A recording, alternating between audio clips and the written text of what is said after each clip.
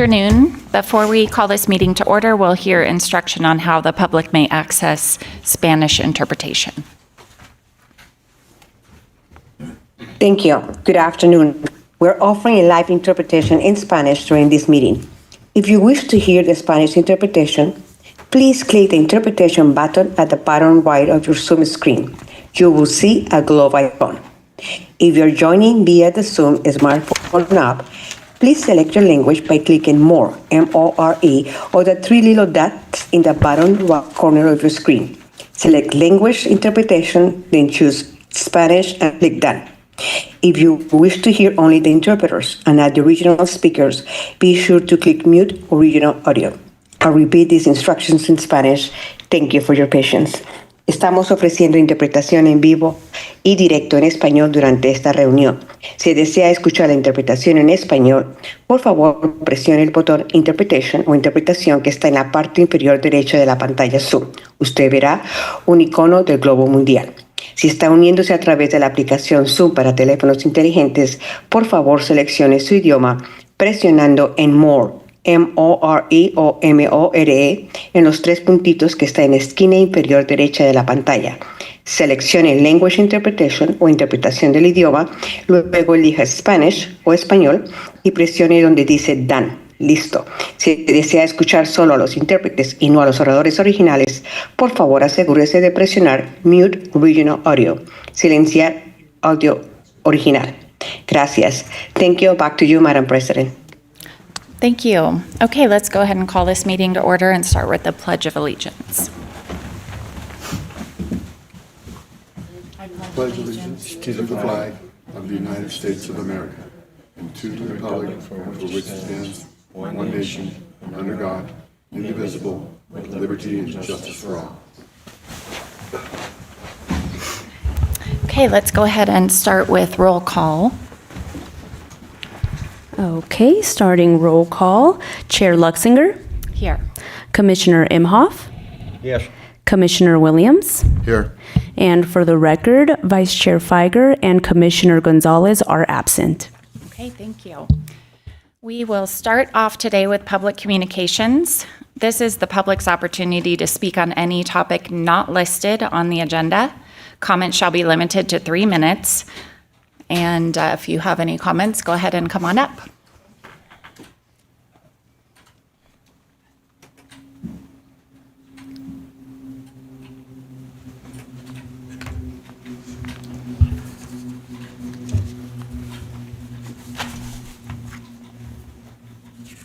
Good afternoon. My name is Cindy Trigo. I'm a resident and homeowner here in South Lake Tahoe, and I'm here today to speak about HR 2289, which is the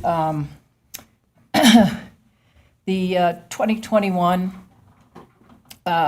court ruling that Scott McCullough had got a ruling for Environmental Health Trust and their plaintiffs to do updated studies on the EMF radiation. So I'm here. I got a copy of that petition today from Children's Health Defense, and I'll be forwarding it to you all, including the City Council. It'd be advised that you all take the time to read the information in that. There's been no updated studies to these cell towers since in 29 years. Okay, and we've gone from 1G to 5G, now 6G being implemented. So we need to take a look at that. If you go to antennasearch.com and you put in your address, I live in the Y area. I have 1,026 cells and towers and 168 antennas within 3 miles of my house. I hear the humming of the frequencies at night. So just a few things to point out regarding this, because Scott McCullough is our attorney. I joined a group in Minden, Nevada, to fight cell towers being put right next to children who are 10 times more susceptible to EMF radiation, cancers, and neurological damage. So these are things to keep in mind as confirmed on a Zoom meeting with Children's Health Defense and my team in Minden for safe technology. And here are the things to keep in mind. There are 0 studies that exist on accumulative EMF radiation. There are 0 studies on the thermal effects on our body. This also affects our wildlife and our climate temperatures that keep going up. That's what microwaves do, they heat. A Verizon patent was approved on 2/16/21 for their 5th generation cell tower, which has 2 frequencies, and the patent clearly states that they are carcinogen, produces isotropical radiated power, microwave technology, and radio frequencies. There is 0 oversight reporting or mechanism to ensure these wireless companies stay within the FCC guidelines. Epic Wireless, third party that represents Verizon, provides computer-generated presentations. You all need to know this. At the bottom of these slides, of each slide, it always says it's an estimate that Verizon, our RF engineer, has not verified the presented facts. Okay, I understand my time's up, but this stuff is important. I emailed it to you guys, so please look at this information. It's important. It's crimes against humanity. Thank you for your comments, Ms. Trigo. Okay, are there any other comments from the public not regarding anything on this agenda? Come on up.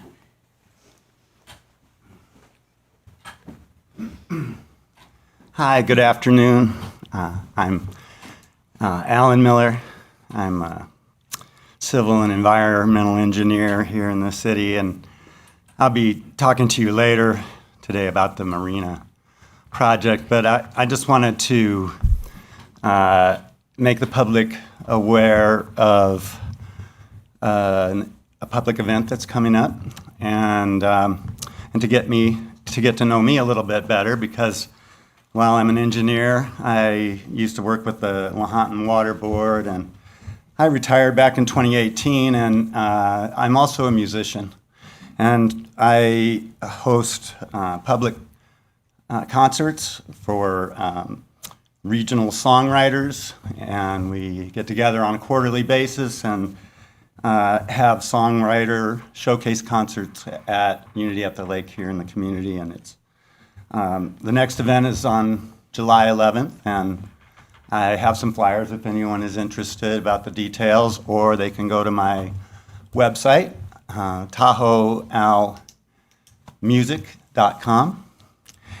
And I go under that Tahoe Al because I've been here a long time, 33 years here in the basin, and this music is one of the ways that I want to give back to the community. So, and we've been doing it a couple years now, and had some really fantastic shows, and I've got a fantastic show planned for July 11th. So, and in addition, I wanted to speak following my friend Cindy Trago here about, I've had a lot of involvement in the past on the ski run tower, and now I understand there might be another one being planned there on ski run or in that vicinity, and it's part of the wireless programs here that have been rolled out. And also we've got Liberty smart meter in the basin, and I'm very concerned about that, and I've expressed some concerns about that to the city council, and I would like to encourage you all as well to be aware of what's going on and to know that, my request really is that we hold TRPA to a higher responsibility and to do their duty under the compact and regulate the project and require an application and some public information about it, and possibly some mitigation measures for fire dangers and other harms associated with that. And so I just want to encourage you to look into that. And I know Mr. Jenkins is very concerned as well. So anyway, thank you for allowing me this opportunity. Thank you, Mr. Miller. Okay, anybody else from the audience that would like to speak on anything not on today's agenda? No. Anybody by Zoom? We'll open up our Zoom platform for anybody who would like to provide public comment not on today's agenda. There are no raised hands, Chair. Okay, thank you. We will move on to the consent agenda. Is there any public comment on the consent agenda from the public? No? Anyone by Zoom? We'll open up our Zoom platform for anybody who would like to provide public comment on today's consent agenda. No hands, Chair. Thank you. Was there any discussion or comments about the consent agenda? Okay. Does anybody have a motion? I move to approve the consent agenda. I will second.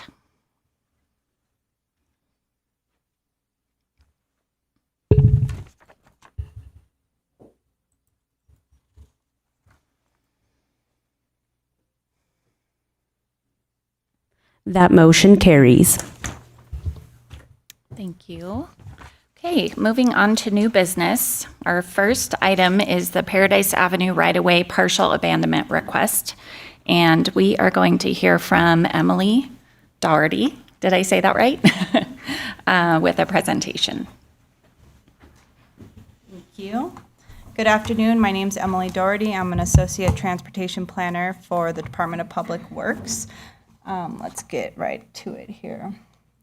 The Public Works Department received a request from Jan McCarthy, the owner of the Americana Vacation Club, to abandon the easterly 30-foot portion of Paradise Avenue, east of Pine Grove Avenue. They are requesting the abandonment so that they can purchase this portion of the property of the right-of-way from the city to consolidate it with their property located at 3845 Pioneer Trail. The portion of Paradise Avenue proposed for abandonment is located within a 50-foot right-of-way and serves one parcel to the north and one parcel to the south. The proposed abandonment will not affect the use or function of Paradise Avenue. Emergency vehicle access has been addressed through the installation of the Hampton Inn emergency access gate, and there were no issues or concerns raised from police, fire, or the streets division related to the proposed abandonment. The general plan transportation element includes a circulation diagram that shows the physical location of existing and planned future transportation facilities. This diagram depicts Paradise Avenue as a local road connecting Pine Grove Avenue on the west and terminating as a dead-end street to the east. City staff have determined that the abandonment of this portion of right-of-way will not adversely affect the city's street pattern or conflict with the city's transportation element, goals, or policies. There are no future planned improvements for this portion of Paradise Avenue. All existing utility easements would be retained, as well as access to the two parcels currently served by this portion of Paradise Avenue.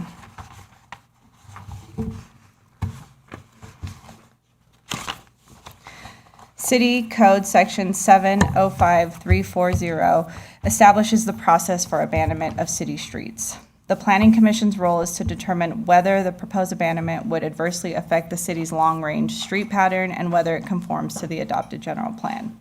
City staff's recommendation is for the Planning Commission to adopt the resolution in your packet, which makes that determination. If Planning Commission votes to adopt the resolution declaring the intention to abandon this portion of Paradise Avenue, the item will be referred to City Council. City Council will then consider the abandonment and also adopt a resolution of intention to abandon, which would conditionally approve the right-of-way abandonment and set a time and place for a public hearing to hear all persons interested in or objecting to the proposed abandonment. The conditions that would need to be met prior to finalizing the right-of-way abandonment would be appraisal to determine the fair market value paid for by the applicant, and then payment to the city for the fair market value of this portion of the right-of-way. The meeting date and time will be proposed and published in a manner prescribed by law for publishing and posting of ordinances. That concludes my presentation, and I'm happy to answer any questions you may have. Thank you. Anybody have any questions? So essentially, when on the abandonment, then the proponent wants to purchase that land for whatever purposes they want to. They want to purchase that portion of right-of-way to merge it with their lot Okay. to add additional parking capacity. Okay. Any questions? No questions. I don't think I have any questions. Pretty straightforward. So thank you. Is there any public comment on this issue?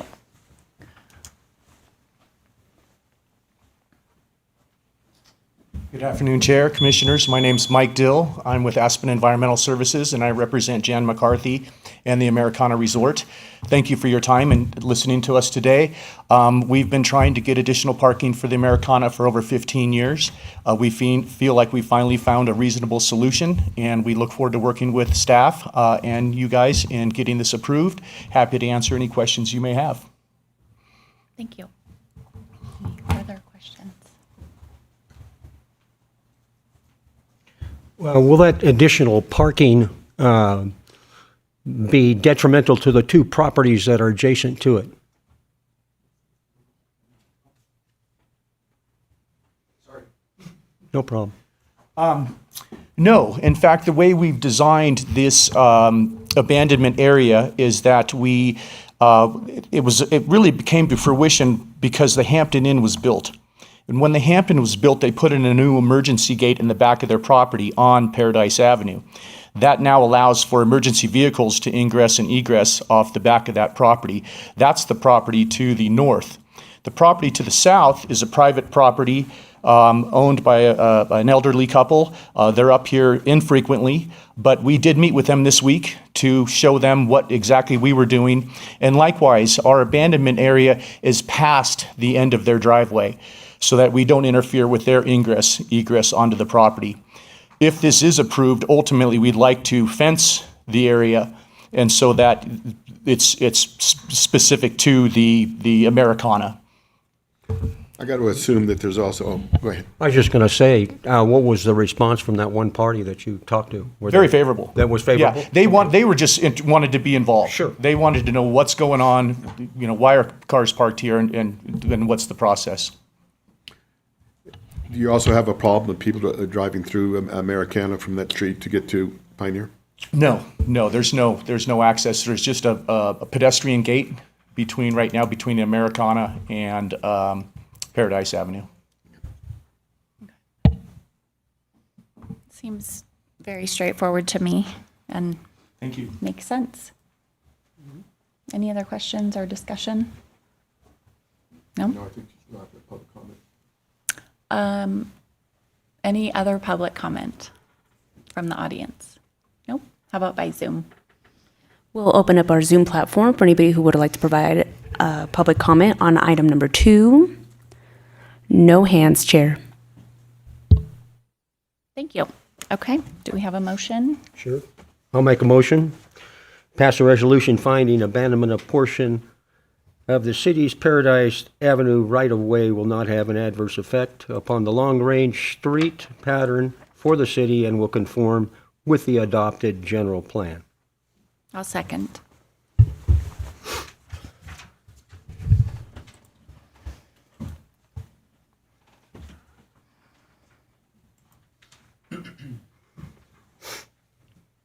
That motion carries.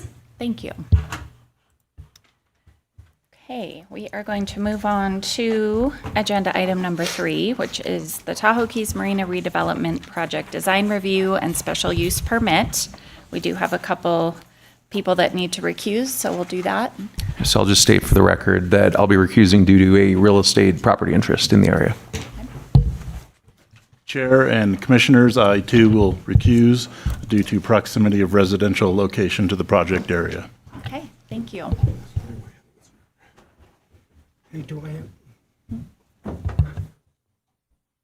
I have any problem with a boat being parked over there? That would be a question for the attorney. What? That would be a question for the attorney. Do you have a real property interest there, like a lease or? No property interest, only a boat that's slipped at a private residence there. That doesn't sound like that would be a conflict, no. Okay. Thank you. Okay. All right, let's go ahead and get started. We are going to start with a presentation from Mr. Hitchcock. Good afternoon, Chair Lexinger, members of the Planning Commission. For the record, Sean Hitchcock, Planning Manager, Development Service Department. I have a brief presentation, and then following my presentation, the applicant also has a presentation. And if we can hold off questions, so after the 2 presentations are done, if that would work for the commission, by all means, interrupt me if you have any clarifying questions as I give my presentation. The item before you is consideration of the Tahoe Keys Marina redevelopment project. This is a design review, special use permit, and a variance filed under file number 25-007. Can you turn up the volume, please? So, the applicant on the project is Tahoe Keys SMI-DE LLC. I'll refer them to Tahoe Keys Marina. They are also the property owner. Project is located at 2435 Venice Drive in the Tahoe Keys subdivision. The project encompasses 4 parcels, APNs 022-210-032, 040, 041, and 042. Currently, it's an existing marina constructed in approximately 1969. There's 3 existing buildings, boat launching facility, boat storage yard. The south portion of the site currently sits undeveloped. Cove East Trailhead is located directly adjacent to the marina entrance. Other on-site uses that used to exist on-site include restaurants, radio station, and there were 3 verified residential units of use by TRPA. Here's a site map on this slideshow. The project permit type that's being considered by this Plan Commission is a major design review, special use permit, and variance for the upland facilities. I would like to clarify in my staff report, I might have been a little articulate, to clarify as it relates to the city's jurisdiction. To clarify, the city's jurisdiction doesn't end at the bulkhead. All parcels within the city of Salt Lake Tahoe falls within the city's permitting authority, but its permitting authority is limited by the regulatory structure that pertains to water-based facilities like moorings and bulkheads. Neither Appendix B or Appendix C of the city TRPA MOU, which delegates permitting authority to the city, includes projects within lakes or the lagoons of Lake Tahoe. Generally, city permitting in the lagoon is limited to issuance of a building permit, such as electrical or plumbing, which pursuant to CEQA is ministerial in nature and qualifies for statutory exemption pursuant to CEQA Section 15268. Just give you a little context in land use and zoning. The property itself is in a designated neighborhood center pursuant to the city general plan, which by definition provides for commercial and tourist uses supported by high-density residential. This designation generally applies to areas that are currently developed with commercial and/or tourist uses, areas of existing excess land coverage, and areas that are near commercial, employment, transit, or public services. The underlying zoning, as commissioners may know, the City of Salt Lake Tahoe adopted TRPA's planner statement system. So our current zoning for this property is Planner Statement 102, Special Area Number 1. I've shown a copy of the permissible use list that's associated with this property within Special Area Number 1. Marinas are an allowed use. Just a little discussion about site conditions. This area is designated by TRA as Class 6 man-modified, which allows 30% coverage. On the site itself, TRA is verified a little over 330,000 square feet of coverage. They also verified almost 59,000 square feet of commercial floor area. FEMA has the property designated as Zone X outside of the floodplain. Zone X shaded is the 500-year floodplain, and then Zone X unshaded is outside the 500-year floodplain. So the property itself is not in the FEMA floodplain.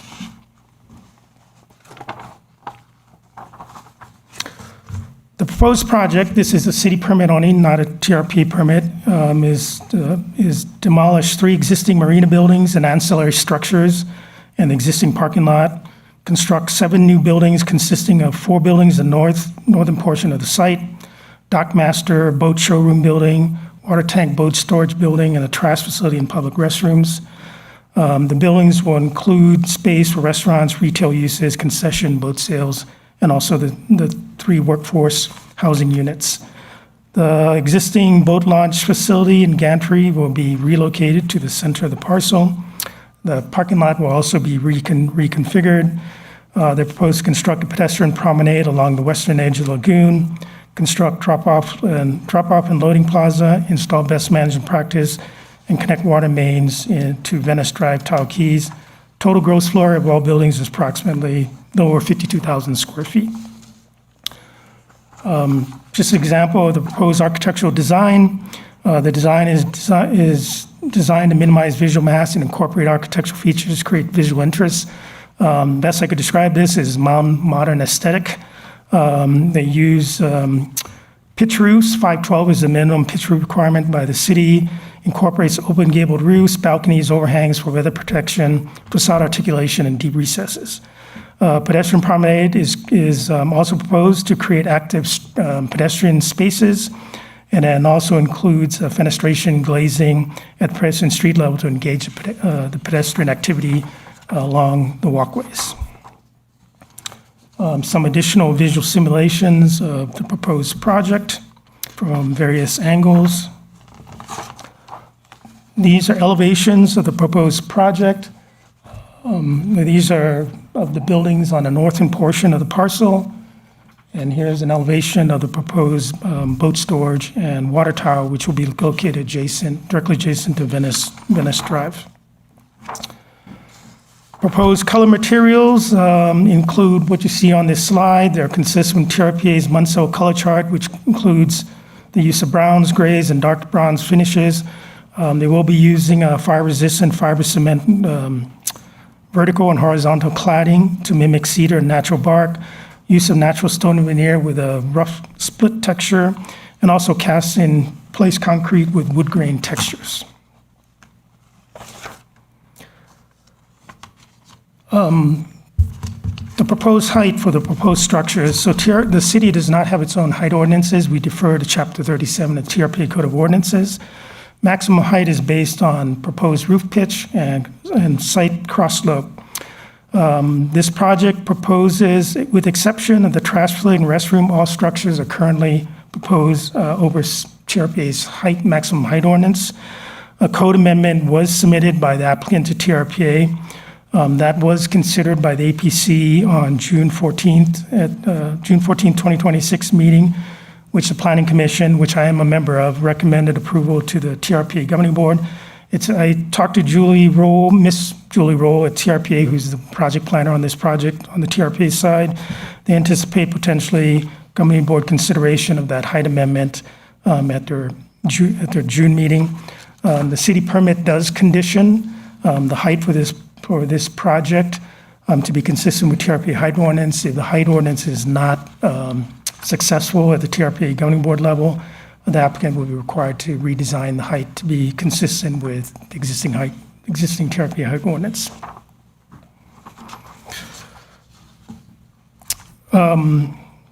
City relates to the parking analysis. The applicant is requesting a reduction in the parking demand ratio, which requires the Planning Commission to grant a special use permit for the reduction in parking.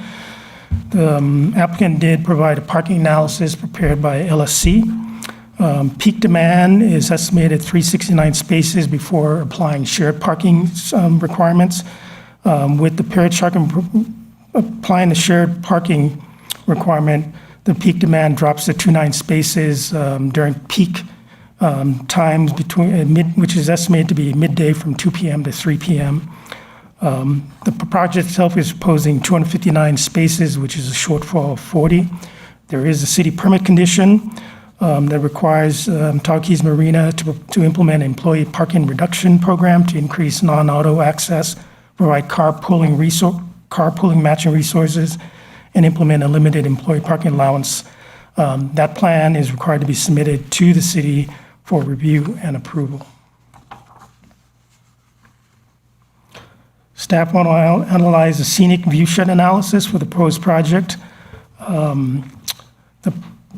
The project is visible from the project is not visible from the scenic roadway unit or any individual designated scenic resources. These are scenic resources identified by TRPA. However, it is potentially visible from TRPA Shorelines Unit number 1 and number 3. These are views from the shoreline. The analysis determined that the project was not visible from Unit 1 or any its designated resources. However, the northwestern portion of the proposed project is partially visible from Unit 33, but is located behind existing foreground vegetation and tree canopy. This would have a less significant impact on the shoreline unit or any TRPA designated individual scenic resource. Evaluation always is done from non-TRPA threshold scenic resources. The analysis concluded that there would be temporary view blockage for pedestrian and cyclists traveling on Venice Drive when you're near the water tank boat storage, but would be unchanged for the majority of the travel route along Venice Drive. The analysis concluded improvements to the marina infrastructure would improve the view shed, but proposed landscaping that's proposed as part of this project would potentially cause view blockage of distant ridge lines. The city has permitted, has a permit condition that requires revision to the landscaping plan that was submitted to select trees and shrubs species that would adequately screen the proposed buildings and parking lot, but would not result in ridgeline view blockages.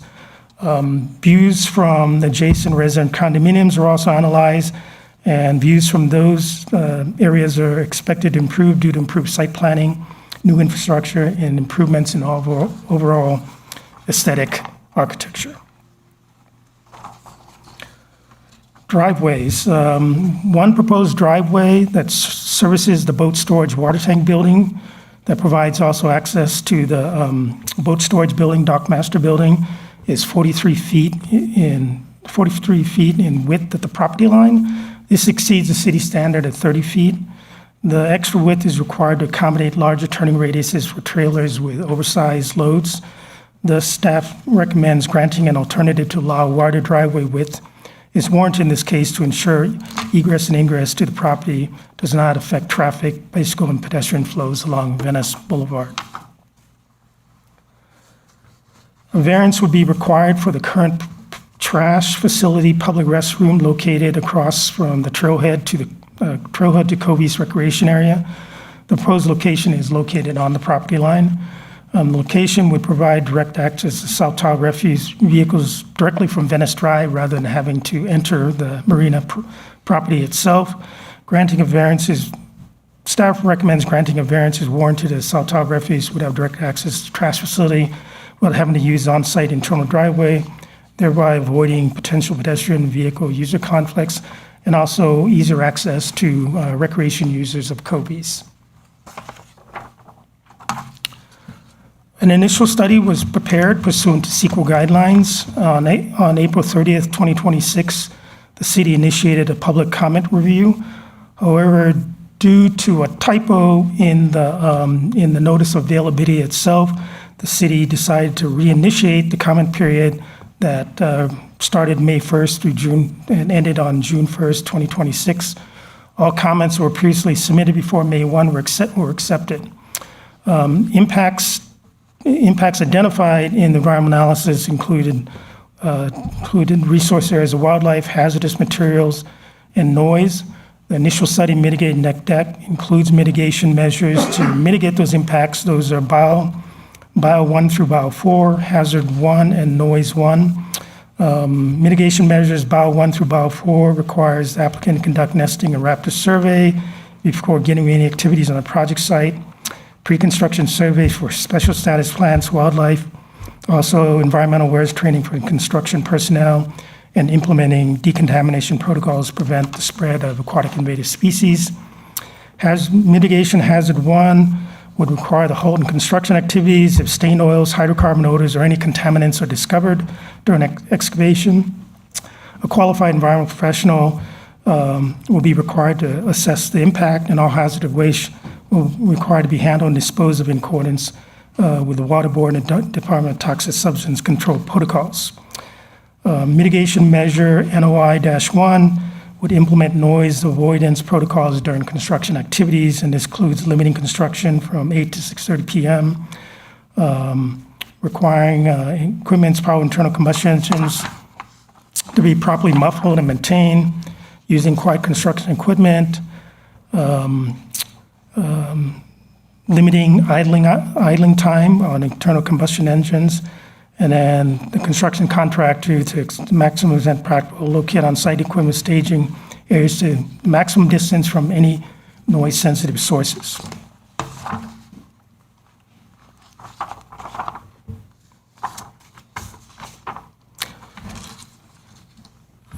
the end of the comment period, the city received comments from various individuals and organizations.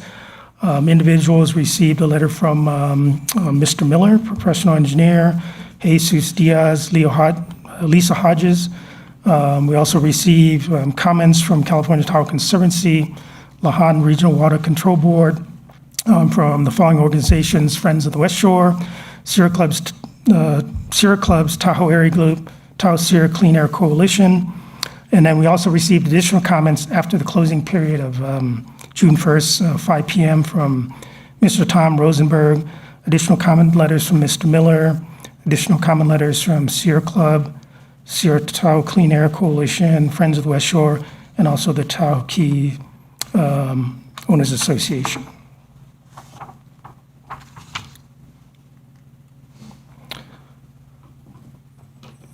Response to comments were prepared. They're included in your Planning Commission agenda, which begins on page 141. Additional responses were also prepared to the comments received after the closing period, and those are shown on page 597 of your packet. And then I believe we just provided you another response to comments to the letters submitted to, I believe, the Tahoe Sierra Clean Air Organization.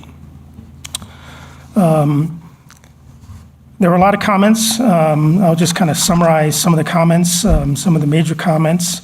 One comment, there was a common theme that expressed among commenters that there was expressed concerns with the accuracy of the initial study, and that the city should prepare an EIR and TRPA should prepare an EIS. And as noted in our response to comments in the initial study, Mitigated Neg Deck, which was prepared in accordance with the CEQA requirements, it is staff's opinion that the EIR is not required at this time, and that the final EIS and Mitigated Neg Deck adequately addresses all the comments received and adequately mitigates all impacts identified in the environmental study. We got another project on project segmentation. This has to do with CEQA regulations that permits a project from being broken up into individual segments and then permitting them individually. You're required to analyze projects as a whole and not separately. As in our response to that, I'll go back as noted in our response to comments in the initial study, MND. Let me rephrase that. The comment had to do with potential dredging that will occur in the lagoon. Our response is that the dredging lagoon is not a component of this project. The project would involve construction of a new bulkhead, which is included in this analysis environmental document, but would not involve routine dredging lagoon, which is ongoing periodic activity, which will occur regardless of whether this project is approved or is not approved. The next one is compliance with National Pollution Discharge Elimination System requirements, and also concerns with water quality and stormwater. Those concerns express potential water quality impacts, and also the Marina General Permit requirements issued by the Water Board. The initial study, MND, does refer to the waste discharge permit requirements that would apply to this project, which includes compliance with the aforementioned Marina General Plan. Should the project be approved, the project applicant will work with the Lahan Water Quality Board to ensure compliance with appropriate regulations. The draft ISMND was also amended based on responses to comments, and refers to requirements of the project to ensure that it adheres to all NPDES requirements. As it relates to stormwater and BMPs, based on the current design of the project, adequate stormwater capacity would be available within the project area to accommodate projected stormwater flows. This will be verified through further design or review by the appropriate agencies. At such time, site-specific BMPs will be finalized and implemented during project construction. And that concludes my presentation. Staff is requesting that the Planning Commission make a finding that the initial study mitigated negative declaration reflects the city's independent judgment analysis, finding that there is no substantial evidence that the proposed Tahoe Keys Marina redevelopment project will have a significant effect on the environment. Adopt the Tahoe Keys Marina redevelopment project initial study mitigating negative declaration, and approve the major design review, special use permit, and variance file number DR 25-007. And that concludes my presentation, and I can turn it over to the applicants. Thank you. Thank you, Mr. Hitchcock. We'll go ahead and hear from the applicants and then open it for discussion.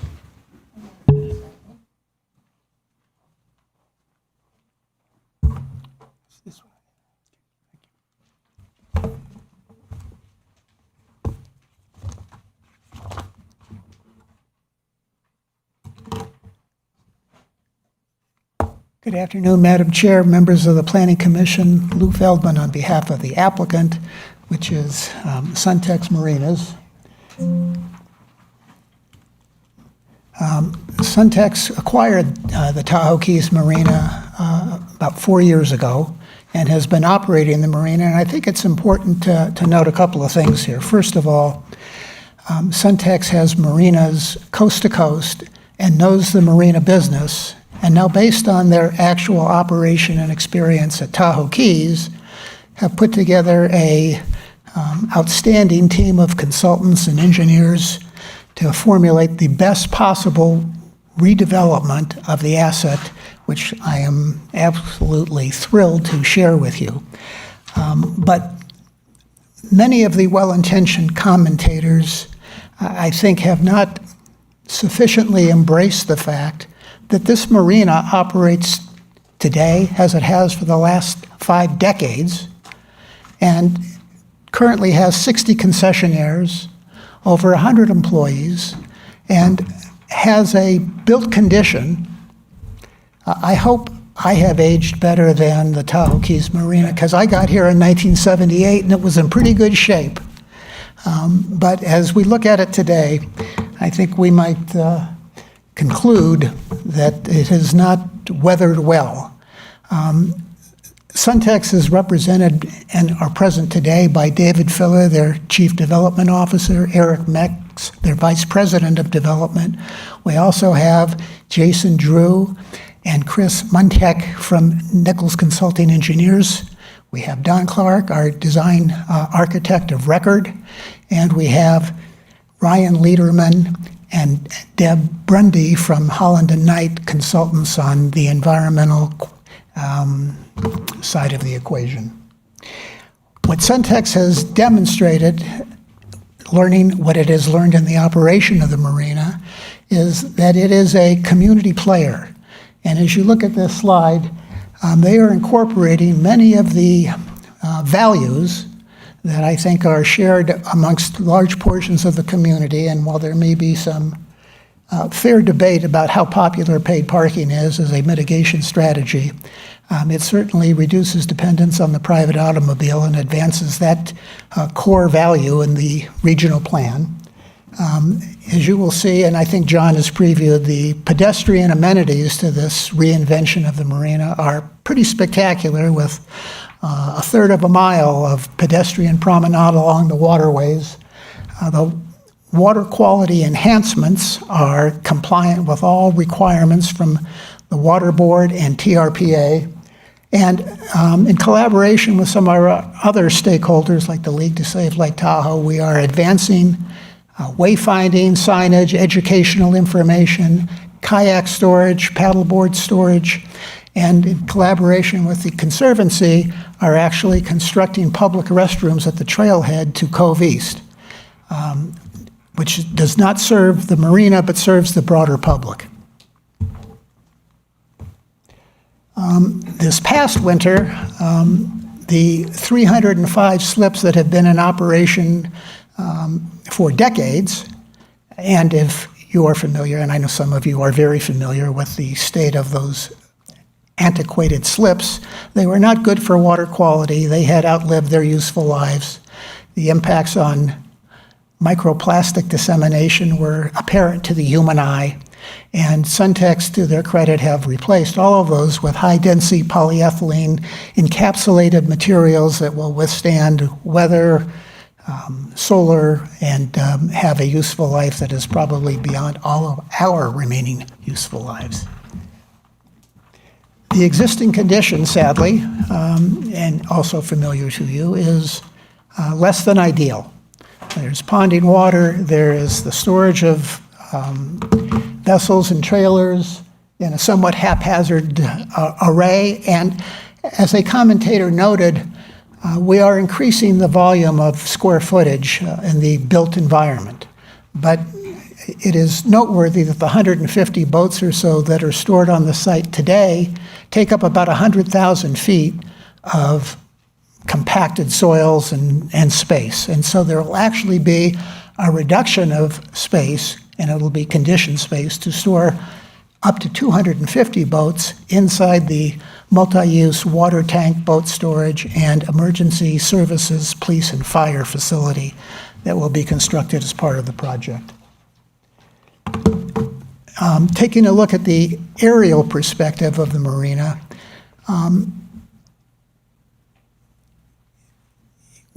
we have a land use pattern that is less than ideal. We have a boat launch that is adjacent to what was the Fresh Catch and other retail and marina serving facilities, and parking where, when I used to go there on a regular basis, I don't know that it was life-threatening, but the movement throughout there with boats going in and out, trying to find a parking space, and the chaos, it was just bad planning and bad land use. But, you know, it evolved organically and is not something that we would like to perpetuate.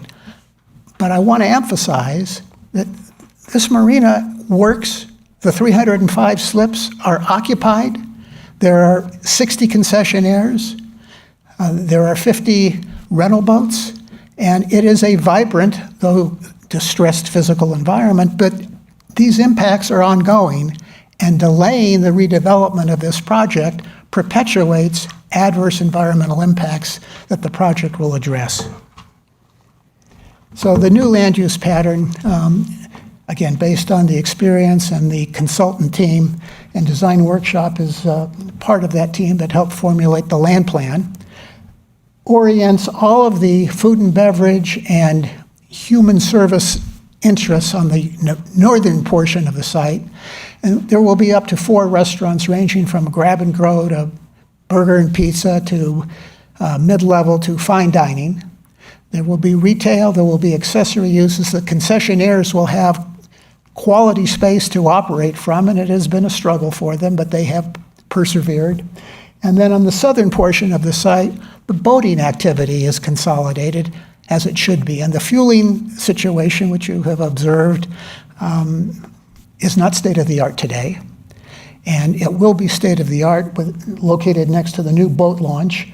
And the boat launch will be adjacent to a dockmaster building that will house a boat showroom on the lower level, and dockmaster admin operations up above, along with the reconstructed 3 affordable housing units. And there are 3 units today. There will be 3 units theoretically tomorrow. We would build more, but the existing plan area does not enable us to build more. So we can reconstruct what is there, but not enhance that. And we're pleased that we can reconstruct the 3 units. Then to the rear of the site will be the multi-use facility with boat storage, water tanks, which will reduce the risk of fire and will improve public health and safety, as well as conditioned space for police, fire, and emergency medical services. Police and fire will be on site, and I know some people have raised the issue of fire evacuation. Actually, having a firefighter on site is, we think, a good thing.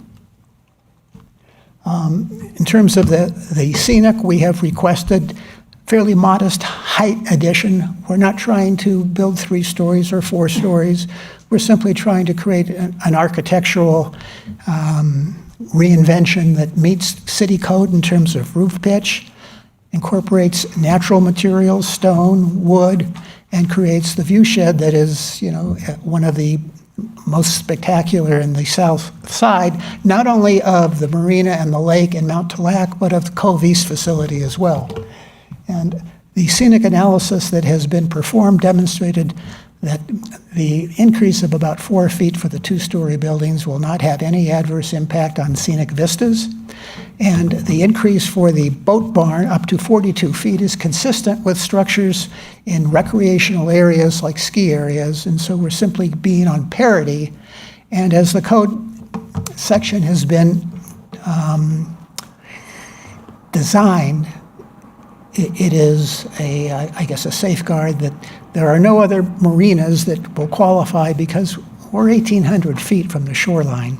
And if you're more than 300 feet from the shoreline, you would not be eligible for that additional height. So it's a benefit to us with no scenic impact to the lake or elsewhere. So here's the dockmaster building, and on the lower level, there will be the boat showroom, as I mentioned, up above, administrative services and affordable housing, a nice place for employees to live and work. You can see the beginnings of the promenade and the catwalk down below. And here is the actual boat launch, again, relocated away from the pedestrian activity. And as we continue to look down Venice Boulevard, this is a big building, there's no doubt about it, but it will store 250 boats in the summer, and that capacity can increase in the winter, which we think is a benefit in terms of AIS management, because boats that never leave the marina are less likely to become contaminated. And we have this fairway area between the storage of the boats in the summer that we can fill in the winter, and so people can store their boats in conditioned space. The trees in the foreground are existing trees, so we have the benefit of some natural screening. And when you look at this from across the lagoon from where the property owner's property is, TKPOA, the condos, you can see in the upper left-hand portion of this slide, that's the existing condition. It is unsightly, it is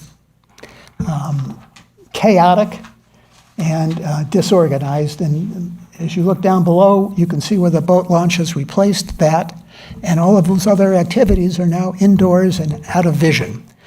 We have had favorable response from people living opposite the proposed improvements.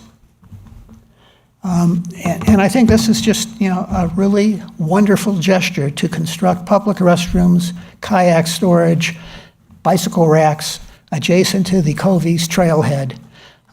It doesn't advance the business purposes of the marina. It is a public benefit that, in my mind, Suntex is to be applauded for. We also are requesting the variance, because the left-hand side of that facility is where the enclosed trash would be, and it works with South Tahoe Refuse for pickup and keeps the trucks out of the interior of the operation. As you enter into the pedestrian circle and the drop-off, again, where we're trying to keep cars and people separate, you can see how the architecture reflects the 12 and 5 roof, and Suntex has a history of robust landscaping, which has been the direction to design workshop, and I think that has been discharged beautifully.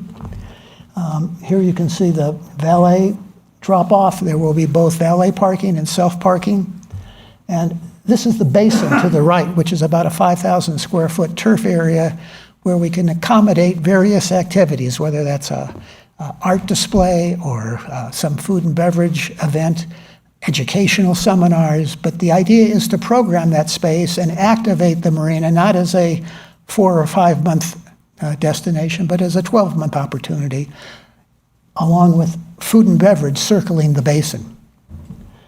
Here you can see buildings A and B, and this is the promenade. This is 1,600 feet of walkway, wide walkway, elevated for our visitors and our residents to enjoy, as well as the lower catwalk. And all of this, of course, is ADA compliant and state of the art. This may refresh your recollection of the Fresh Catch and its existing condition. And if we are successful in obtaining a favorable recommendation from the Planning Commission, and we're scheduled to go to TRPA next week, we would hope to commence construction on this in 2027. We think it's about a 2-year build. We'll continue to operate the marina, and I will turn it back if John has any concluding remarks, or I can stay up here and we can take any questions that you may have. Yeah, I don't have any further remarks. Thank you for the great presentation. Thanks so much for listening to us. Okay, we'll go ahead and start with questions, comments. Okay. Mr. Williams? I have a number of them. So, including skippered boat rentals, there's close to 100 skippered boat rentals operating out of there, out of the dock space. There's about 60 skippered, and there are 50 for rent. So you could rent a boat. Right. So that's 110, Right. and then you have the charter boats, the Blue Wave, which holds about 70 people. Clearly, kayak, which does the maximum of 39. The party boat, which is 36 plus 3 crew members. The balloon, which is 36 plus 4 crew members. And then how many dock spaces are there? There's 305. 305. Okay. Just my problem is going to be with the parking. In lowering I anticipated that. Yes. We've talked about parking before on other things. Yes. The restaurants, you're saying there's going to be 4 restaurants. I'm assuming that each restaurant's going to have at least 20 employees each at one time. That's 80 plus the retail people, plus the boat storage people and the marina employees. Just in employees and customers alone for boat rentals and charters is going to be taking probably over 200 parking spaces, plus then the restaurant customers coming in. I don't see us being able to lower the number of parking spaces. You're asking for 40. Tell me more about what the shared parking is. I'm sorry, the question is? What is the shared parking that you're talking about? Because We will have 251 parking spaces. That's what you're requesting. Yes. And we will offset the traffic engineer determined based on shared use, time of use, and the charters that are already in place. So many of the vessels that you've identified already have transportation where they collect folks in town and bring them without their cars in a bus or shuttle. Which That- ones? I can't answer that off the top of my head, but there are people here that can. Okay. But what is the shared parking that you're talking about? So if you take the balloon, you come in at 4:30 in the morning, and you're out of there by 9 or 10. So that parking space is a shared space. It's used by somebody else who comes in after the balloon. And there are peak periods. Peak periods tend to be around Noon. 1 to 2, Around noon. thereabouts. And at those peak periods, that is when we experience the potential shortfall, which we're going to mitigate by having an employee parking program that encourages not only alternate modes of transportation, and fortunately, when that report was done, the city had not yet committed to expand a lake link citywide.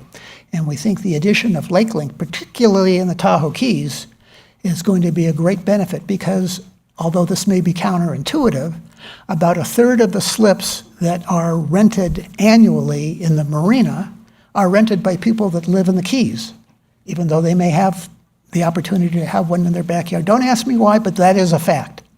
And so the opportunity for folks in the Keys to access the marina, whether it's by foot or by bike or by lake link, particularly with paid parking as a inspiration, I think we will manage the parking, and the tool, the lever, to be honest with you, is parking rate.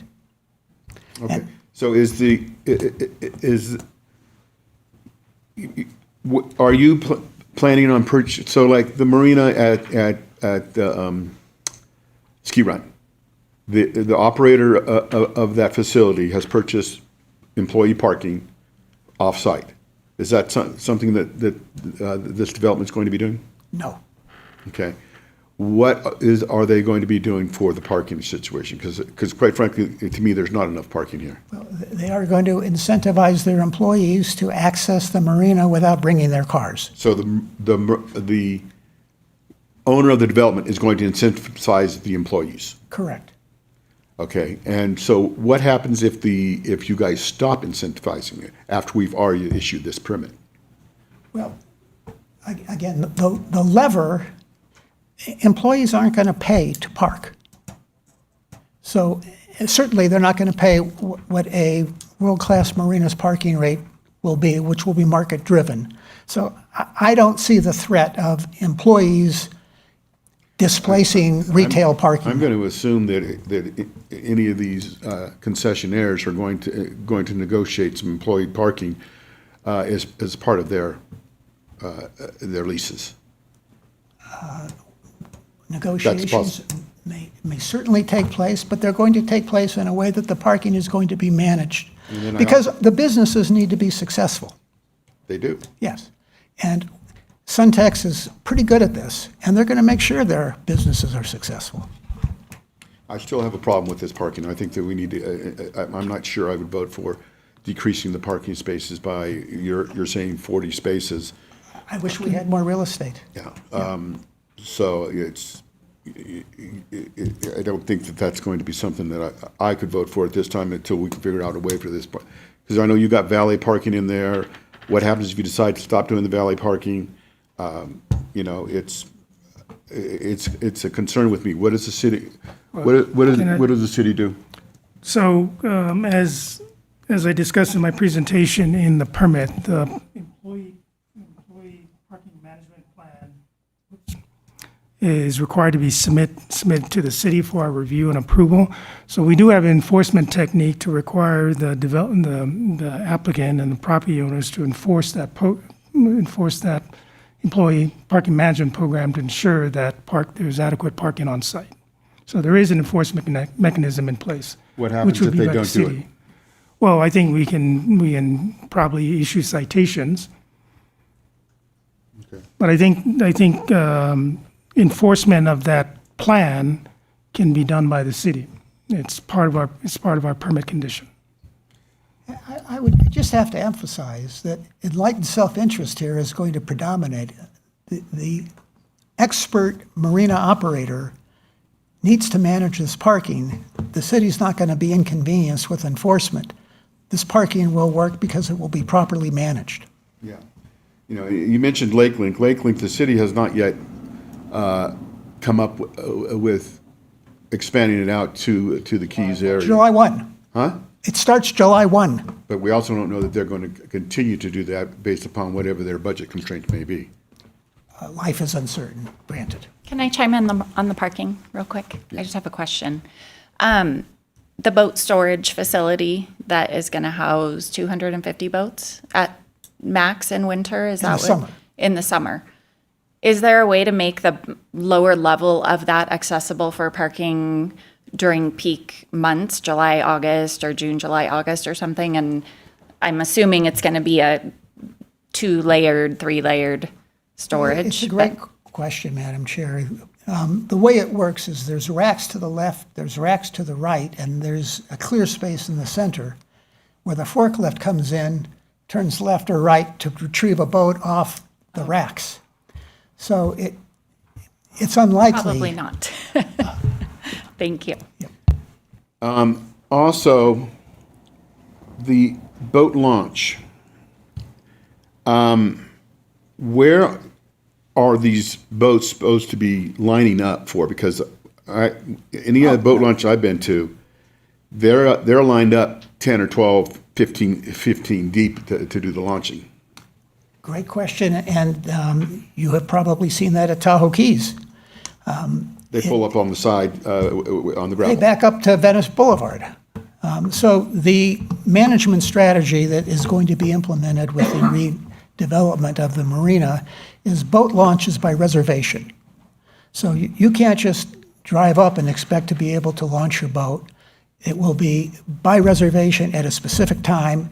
And again, that will be a learning curve for the public, but it has worked, again, at the other 99 marinas that Suntex are operating. Okay. Currently, they do have trailer storage on this, and I don't see anything for trailer storage. Well, there will be limited trailer storage. And again, this is going to be shoehorned into the fairway that I described within the boat barn. So we're trying to discourage trailers and have year-round storage. For those circumstances where trailers are not suitable for year-round abandonment, there will be some limited opportunity for indoor trailer storage and stacking.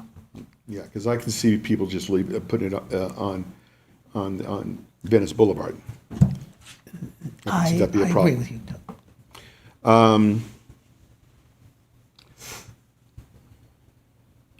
So the boat storage, looking from the canal, the boat storage building, it's kind of plain. You know, looks like a big warehouse. It is a big building, And and the materials are intended to reflect our environment. There is articulation and fenestration as you go down this period, but the pattern repeats. I mean, if they can put some architectural designs on that side or something like that, that'll make it more appealing, that would be nice. Comment noted. Okay.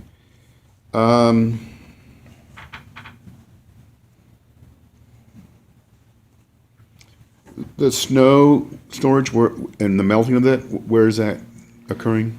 There'll be snow melt in the vehicular drop-off area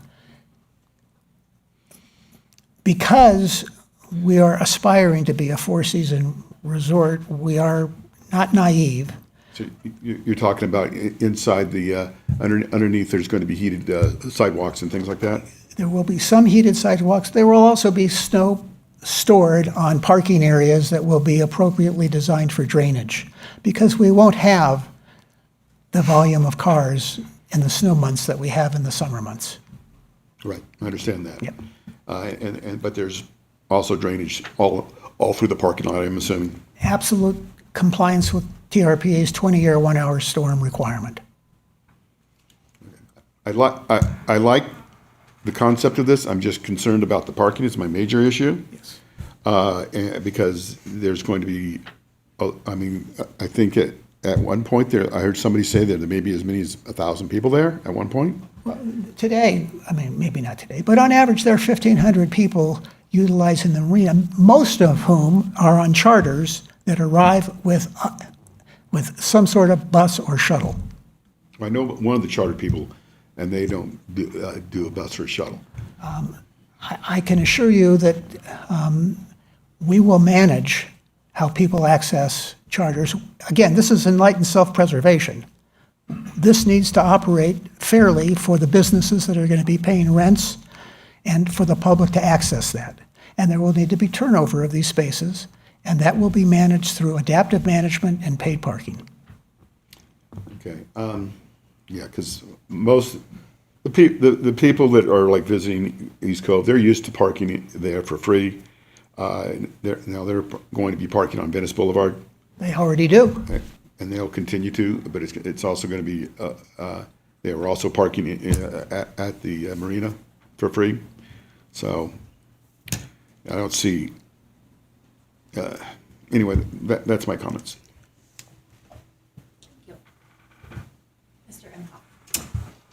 Yeah, just a few comments, questions. First of all, that there's no question about it. The marina needs a facelift, the major facelift, and I think your plans are very good with what I saw. A couple questions that I have is I think that a lot of the people out there are going to be talking about environmental impacts. And so the first question that I have of you is how much liability insurance does the company carry on environmental liability, or do they have it? Well, I don't know the answer to that off the top of my head. If you give Okay. me a moment, I can see if somebody in the room knows the answer to that. What was that? I can inquire if you want me to. Okay, sure.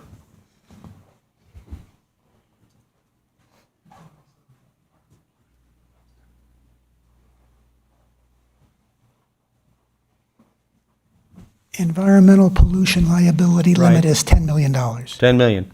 Have you ever been involved in an environmental claim as the company? Or do you know?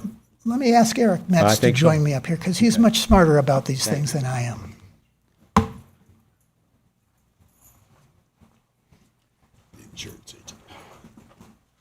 Good afternoon. Eric Metz, Vice President Development for Suntex Marinas. The short answer is no, not to my knowledge. We do obviously carry insurance for those issues. Marinas, though, you're on the water. You do deal with environmental issues all the time. So there are items out there, but nothing that's substantive to that question. Nothing that's been devastating to your company or anything like that in all your development? No. Okay, thank you. Just one other comment. As far as the parking, yeah, it could be a problem, but I'm telling you that this committee has approved things, that parking has been issues. So I think it's up to your company to, handle that in a reasonable way. And I'm sure you have in the past on a lot of different projects that you've been involved in. That's it. Okay. I would agree on the parking. I think it sounds a little tight, but I think that is probably going to be peak months, seasonal, July, August, holidays. And we've all been disappointed when you pull into a place and there's not a parking place and you adjust and you figure it out. So I'm not as concerned about the parking. I think it'll also encourage people to walk more, ride bikes, take microtransit or some kind of transit. So I think that is encouraging as well, if they know there isn't going to be a lot of parking available at peak hours and times of the year. Well, on the boats, they're all bringing coolers. So, they're not going to be on other things to be on the boat rentals and things like that. They're all going to park there, and there's 100 of them right there. So if that takes up 1/3 of their parking just on the boat rentals. I think that's just something that the marina is going to have to figure out how to manage, though, in their policies. That's kind of what our job is too, to make sure that they do manage it and to make sure they do have enough parking. Right. Okay. The trash enclosure at the end of where the bathrooms are being built at Cove East, is that a trash enclosure for the entire marina and all the businesses? Yes. Okay. So it's going to be a big storage facility / bathrooms. / bathrooms and boats, kayak and paddleboard storage. Okay. So I'm assuming the building design is designed so that it would be obviously wildlife proof. But smell and things like that, just from all those businesses and all the trash collected on a daily and weekly basis, is STR emptying it daily? What is that? Great question. If it needs to be, if volumes warrant daily service, we will contract for daily service. Okay. So there isn't any discussion of there being just the massive amounts of trash that it's going to produce, it being like an eyesore or... My perspective on this is, the company isn't obligated to build public restrooms. They want to be a good citizen. They're not going to build public restrooms and have, it contaminated by rotting trash. Right. It just seems like if there is that much trash, it would just have to be handled daily or every other day or whatever it ends up being. But it's just something to think about. Because I think it is great that they are building public restrooms there. I think that's a great addition to Cove East. Go ahead. Are you done? No, but go ahead. Oh, I'm sorry. I do have one question. Where is the fuel tanks at? The fuel tanks are just to the side of where the boat launch is going to be. So all the fueling activities, boat launch, is all being consolidated on the south portion of the site. Because I just didn't see it on it. Maybe I just missed it. That's why I was wondering. So all of those activities, boating activities, are consolidated on the south end, and it'll be all new state-of-the-art. I don't know if you've eyeballed the existing fueling dispensary They've had some spills. I don't know that, but I would say that the facility would benefit by an upgrade. Okay, so are they above ground, below ground? They're above ground, enclosed, double-walled. Okay. Question for staff. With the height amendment discrepancy and just the TRPA, we're anticipating that that code is going to be changed in the next couple weeks. Is that, as planning commission, are we exposing ourselves by voting on something that hasn't actually been approved by the TRPA yet? No, it's a permit condition that if TRPA's height amendment is unsuccessful, the applicant will be required to submit plan revisions to show the existing structures will meet the current code. So they would have to be able to do a redesign. And the applicant would be prepared to do that or is there a contingency? We are cautiously optimistic that we will not have to commission the design team to revisit these stunning buildings, but we're prepared to do what it takes to make sure we can deliver this world-class project. Okay. I think the project looks amazing, and it is very much needed. Just seeing the marina from the 80s until now, it's been kind of sad to go out there, and every year it gets, sorry, but worse and worse, but still utilized by the public. So I think the facelift would be such a great thing for the area. And obviously, on the other side, it's in such an environmentally sensitive area. I think crossing all of the T's and dotting all the I's in that capacity is really important because of all the opposition. So the collaboration of all the agencies and all of that, I think it seems like everybody is doing the right thing. And I would look forward to seeing more. So, or do you guys have any other questions before we go to public comment or any other comments? You ever from think the- about capping the gas prices to $15 a gallon? He's not Just the driving marina down owner. Highway 50 was stunning to me, yeah. Thank you, Madam Chair, Commissioners. Thank you. We're going to go to, are there any other comments from staff before we go to public comment? None. No. Okay. Commissioners? Okay, so we will go ahead and start with public comment from the audience. If anybody wants to come up and just state your name, and you'll have 3 minutes.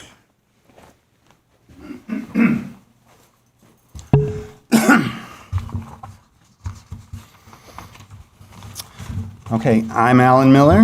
Good afternoon, commissioners and interested persons. I'm a professional civil and environmental engineer, a former chief of the Lahontan Water Board's North Basin Regulatory Unit, where I worked with this marina and others for over 2 decades, as did Toby Tyler, now at the Sierra Club. Worked with me there. I am speaking to follow up my extensive written comments on the project with a few summary thoughts. I'm calling for an EIR, Environmental Impact Report, on this project. Lake Tahoe has a very serious problem with contamination with microplastics and is among the most contaminated large water bodies in the world. The evidence shows the plastic shoreline structures in the Tahoe Keys are a significant source of microplastics, and we know that because TRPA finally required replacement of the rotting plastic docks in the marina after I hounded them for years. But they ignored the toxic remnants in the soil and water and the other rotting plastic docks in the marina lagoon. Those toxic plastics and microplastics, likely containing other deadly chemicals, including lead, are still there in the soil and water, unabated, presenting significant unaddressed dangers to public health and the environment. The project, as proposed, will expand impacts and year-round uses and enable contamination of Lake Tahoe with microplastics that are toxic without any response from the city addressing the toxic effects of the project in its entirety, which will cause and worsen the under the bogus finding of no significant effect recommended by staff. As you know, I come to this matter from a very different background and recent set of experiences with the Planning Commission, the City Council, the TRPA, and others. The public should know that the city has not only an image problem with regard to the law and ethical behavior of public officials, like former Mayor Wallace and Mayor Bass, but a significant problem with embedded corruption more generally in conspiracies with TRPA.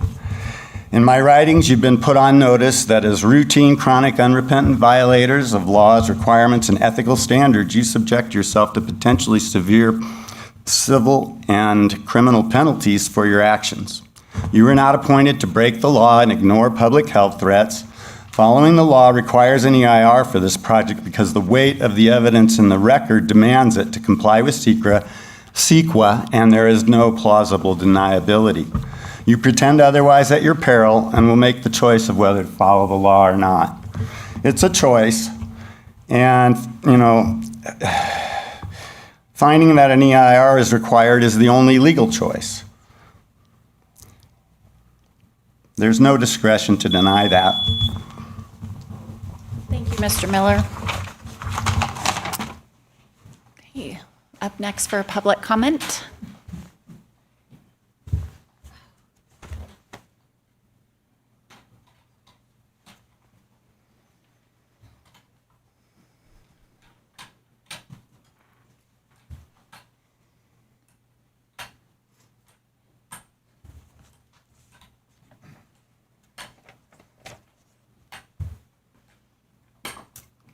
Hi again, Cindy Trigo here. Just a couple of things. The parking is a huge issue here in Tahoe. It's a problem everywhere. And I see this project. You got the Mountain Medical Chiropractic at the beginning of the street here where it turns off Tahoe Keys. My concern is the same as yours, Mr. Williams, as far as the parking, because this is going to overflow into the residential area. And what's the impact's going to be to the residents along this way? I mean, when you go down to Round Hill during the 4th of July, which is our biggest holiday here, you can't even get a parking lot. Can't get a parking spot in the shopping center, which is huge, parking lot, because everybody's parking there and walking their stuff down to the beach.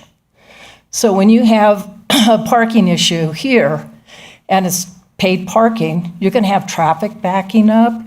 You're going to have strings of cars coming down the way. Then you're going to have public transportation that is going to be coming down all these roads for these residents with a lot of noise pollution and also other pollution. I'm not saying that the project isn't beautiful, but I think there should be a strong consideration for this parking issue to be resolved, because if he stated that there's 100 people that are working at the marina right now. When you add these 4 residents, you're asking people who live here, that work in these businesses, to have to find alternative transportation. It now becomes their problem. And I think that needs to be resolved. I think it's incumbent upon you guys to consider that. And I support Al Miller and what he has to say, because it's been listed in the Tahoe Daily Tribune that we have 38% microplastics in our water. That shouldn't be there. But thank you for your time and appreciate all of you and your consideration. Thank you.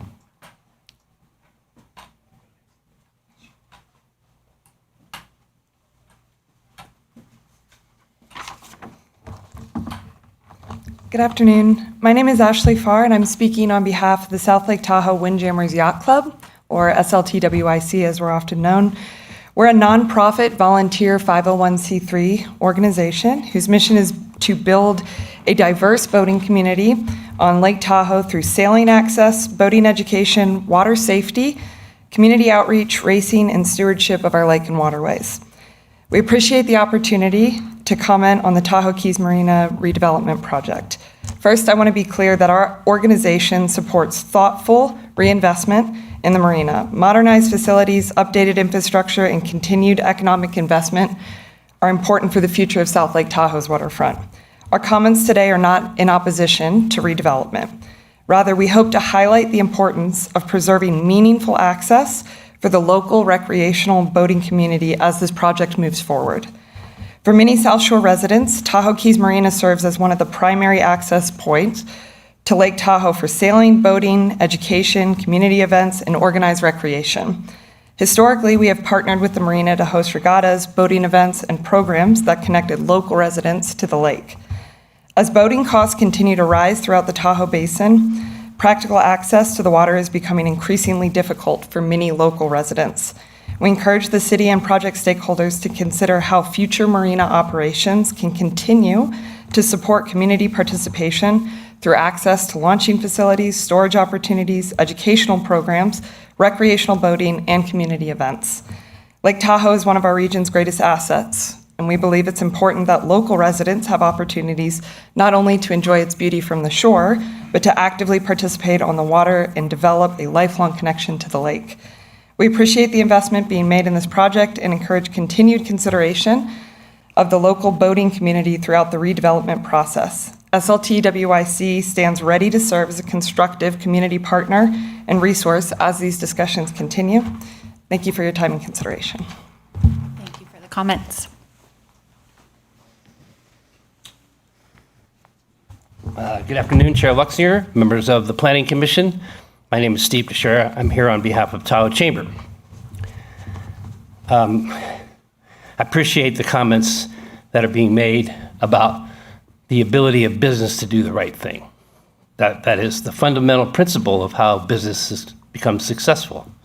And so there's always concern about parking and lots of other issues, but we're missing the bigger picture. The bigger picture is priority 4, grow and diversify the economy. Priority 5, improve transportation. Priority 6, protect the natural environment. Priority 7, recreation and equitable access for all. Let's see the big picture. Let's lift our spirits beyond the parking lot and think about what's at stake here. The city talks a lot about, these days in particular, economic development and investment, reinvestment in properties that are aging. And we have a lot of aging properties in this community. The Keys is a poster child. A lot of us used to go to the Fresh Catch, and that's not a happening place anymore. The company that's proposing this is bringing a lot of resources to the table, including already having done things that improve the environment and the situation with the aquatic invasive species. They are a great partner. So let's be a good city and invite this investor into our community to do the right thing, and we will all evolve with this as it goes forward. But what's at stake is the start of construction and getting rid of the issues that are there today that none of us like. So on behalf of the Chamber, we urge you as planning commissioners today to move forward with the actions that you're being asked to by staff to recommend this project forward, including all the findings. I think there's 10 land use policies that are consistent with the city's goals and objectives. So thank you very much for your consideration. Thank you, Mr. Teixeira.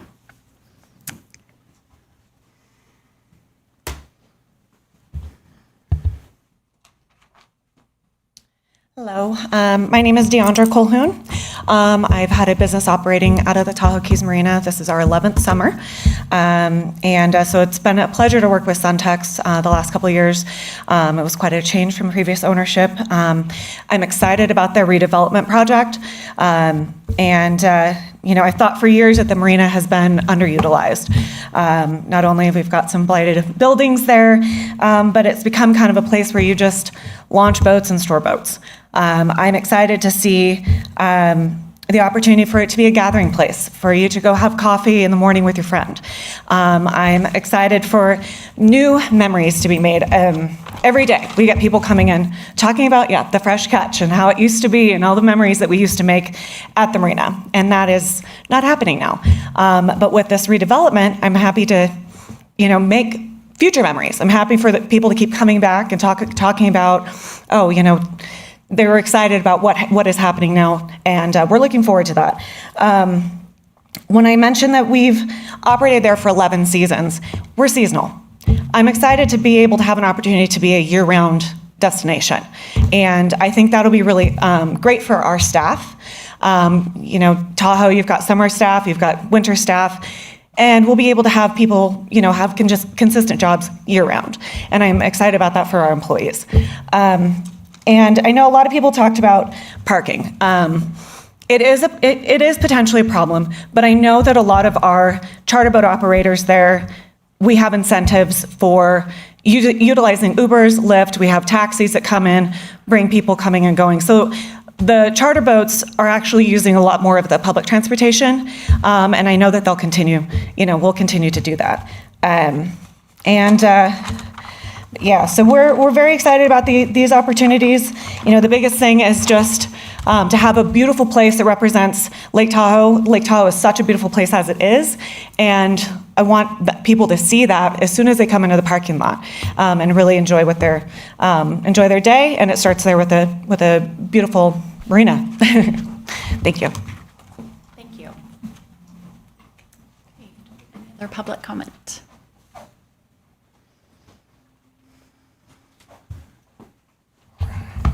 Good afternoon, Madam Chairwoman, fellow commissioners, city staff, interested public. My name is Jesse Patterson. I'm the Chief Strategy Officer of Keep Tahoe Blue. I've been in that role for 13 years. In fact, my first day was the month before the adoption of the regional plan update, where I learned very quickly that we are trying to get environmental improvement through redevelopment, and we've been part of that journey when you all adopted your relative area plans, updated them, everything else been involved the entire way since that's happened. What we've learned over that time is that environmental improvement depends on a lot of things, but the quality of the project and the developer doing it are a huge part of it. So we can set the stage here, we can get approvals, but really when the rubber meets the road, not to use a transportation pun, but they're coming up a lot today, that's when you get those environmental benefits.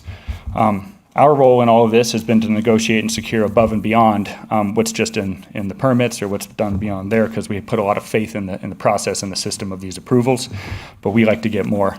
Afterwards, our role is to both watchdog the permitting agencies, make sure they're delivering on your all mandates, and that's TRPA, the city, whomever is approving the permits, but also to watchdog the developers and their promises.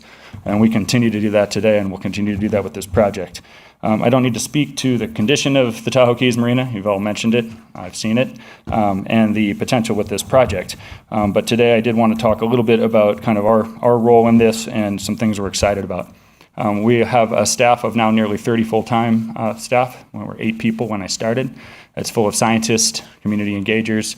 We helped identify microplastics in Lake Tahoe for the first time. We did several studies on them. We have experts on microplastics. We worked with many of the folks in this room on improving that over time, worked with and share many of the concerns as well around parking, transit, access, microplastics, share all of those concerns. We are excited to see the new docks go in finally this last year and remove a lot of source of microplastics and other pollutants, but it doesn't stop there, as we've all mentioned. Some things we're excited about and support in the project would be the increased aquatic invasive species management that they have already taken on at Suntex before the development, which are bubble curtains and CD3 machines for non-motorized, as well as hosting educational opportunities to train the public. They've already done this without their new project, so we feel cautiously optimistic and confident that'll continue and be even better. Non-motorized access is huge. With Covice there, the river, and all the ways to use it, Covice is a wonderful place to access. We want to make sure we do that. Community gathering locations as well, coordinating with the city, California Tahoe Conservancy, and Tahoe Keys Property Owners Association is all things we've already witnessed and will be necessary to make this successful, particularly around improvements on Venice Drive. I saw some of that in the permits here as far as repaving, repainting, some of those things. We support those as well. EV boat charging is emerging and something we need to do to reduce pollutants from boating in general. It's exciting to see the commitment from the developer to invest in that infrastructure to make it a reality. We believe in managed parking. We think it's essential. We believe it should be basin-wide, and we're actually fine with less parking. So those things are concerns, but we think there are solutions. We're going to continue our partnership with the developer, with the city, with TRPA, and anyone else involved in the project. Again, cautiously optimistic this will be a massive improvement to Lake Tahoe. Thank you for your time. I'm available for questions if you have them. Thanks for the comments. Any other public comment from the audience?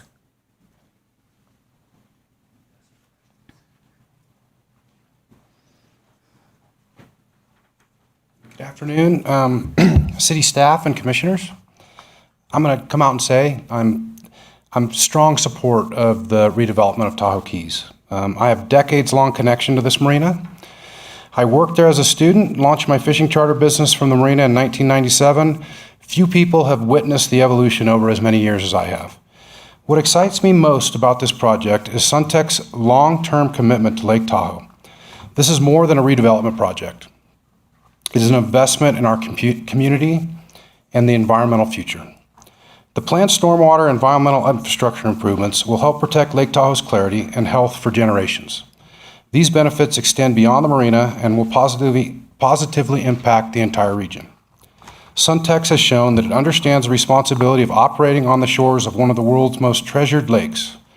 Its commitment to environmental stewardship is the kind of leadership we should all support.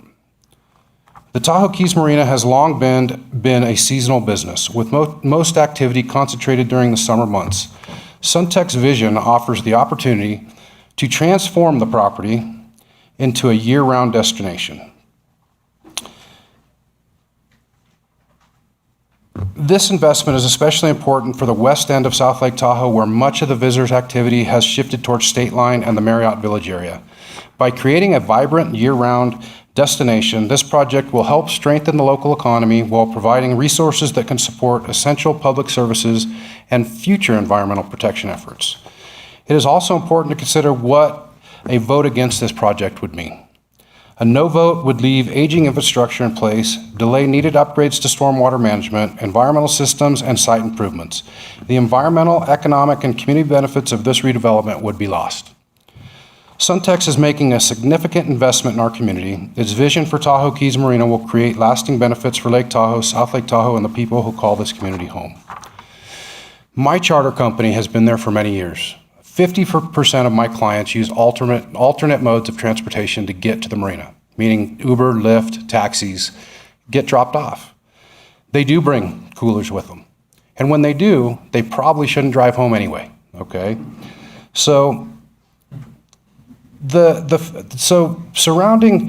speaking of parking, the only time that any type of impact to the community happens is around 4th of July. There's a little bit of bleeding down Venice into maybe Tahoe Keys Boulevard. Outside of that, for the entire rest of the year, there is never any impact on any portion of the community. Yes, it's a problem, but keep in mind, we do have coverage issues. 30% coverage doesn't allow a developer to build the parking they'd like to build.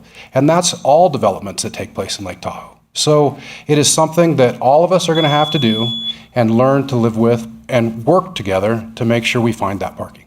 Thank you very much. I appreciate your time. Thanks for the comments. Any other public comment from the audience?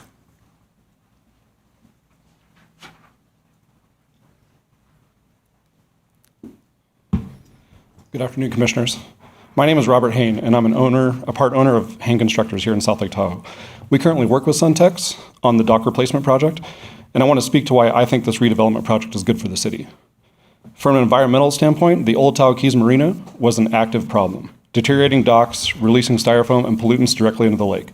Suntex has already replaced those docks and has installed electric charging infrastructure at every slip.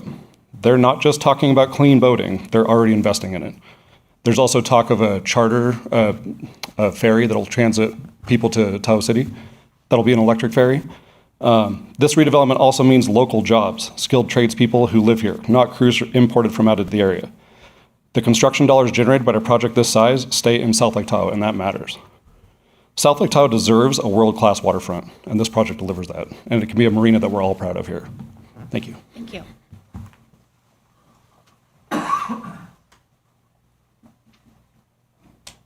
Anyone else from the audience that would like to talk? Okay, we will move to the Zoom platform. We'll open up our Zoom platform for anybody who would like to provide public comment on item number 3. We do have a couple of raised hands. We're going to start with Scott Berkey. Scott, go ahead. Thank you very much. Good afternoon, Commissioners. My name is Scott Berkey, and I'm a partner with the law firm Cox, Castle & Nicholson. I represent the Tahoe Keys Property Owners Association. We submitted a comment letter on the Marina redevelopment project yesterday for you to take into consideration as you deliberate on this item today. Without getting into the details of our letter, we wanted to ensure the Commission is fully aware of the fact that TKPOA is currently in contract with Suntex to acquire a portion of the property that's included within the project area, specifically a 32,000 square foot portion of the lot that's designated as APN 210040. That contract contemplates that Suntex will take whatever actions are necessary to ensure that this portion can be legally conveyed to TKPOA, either through a lot line adjustment or parcel consolidation or merger. TKPOA would then use this property as a corporation yard. Both the staff report and the ISMND omit this important background and context. The reason these details are relevant to your consideration is that the conveyance of this property as a legal lot for development may have significant implications for the marina's design and layout. We highlighted some of those implications in our letter. And yet none of these implications are evaluated or considered in the staff report or the ISMND.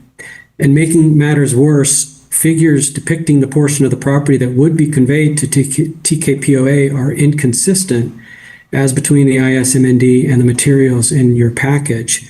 The public review draft of the ISMND issued in April shows a property line in vacant ground just to the west of that line, while the site plan in your package shows no property line and new previously undisclosed development for the marina on what's shown as vacant ground in the ISMND. And interestingly, I noticed as I've been paying attention, I saw that both the cities and Suntex's presentations are now depicting the 32,000 square foot area with a property line and vacant land on the other side. So it's just not clear what Suntex believes may happen on that portion of the property. All of this suggests that Suntex may not have disclosed to the city the existence of the agreement between the parties or the ramifications of that agreement to the marina project. My understanding is that Suntex has not reached out to TKPOA or the city to discuss any of this, despite the fact that both Suntex and TKPOA are parties to an agreement that bears directly on the scope of the marina development. So, in sum, we want to make sure the city is aware of all this background information as identified in our letter as you consider whether to approve the project today. Thank you for your time.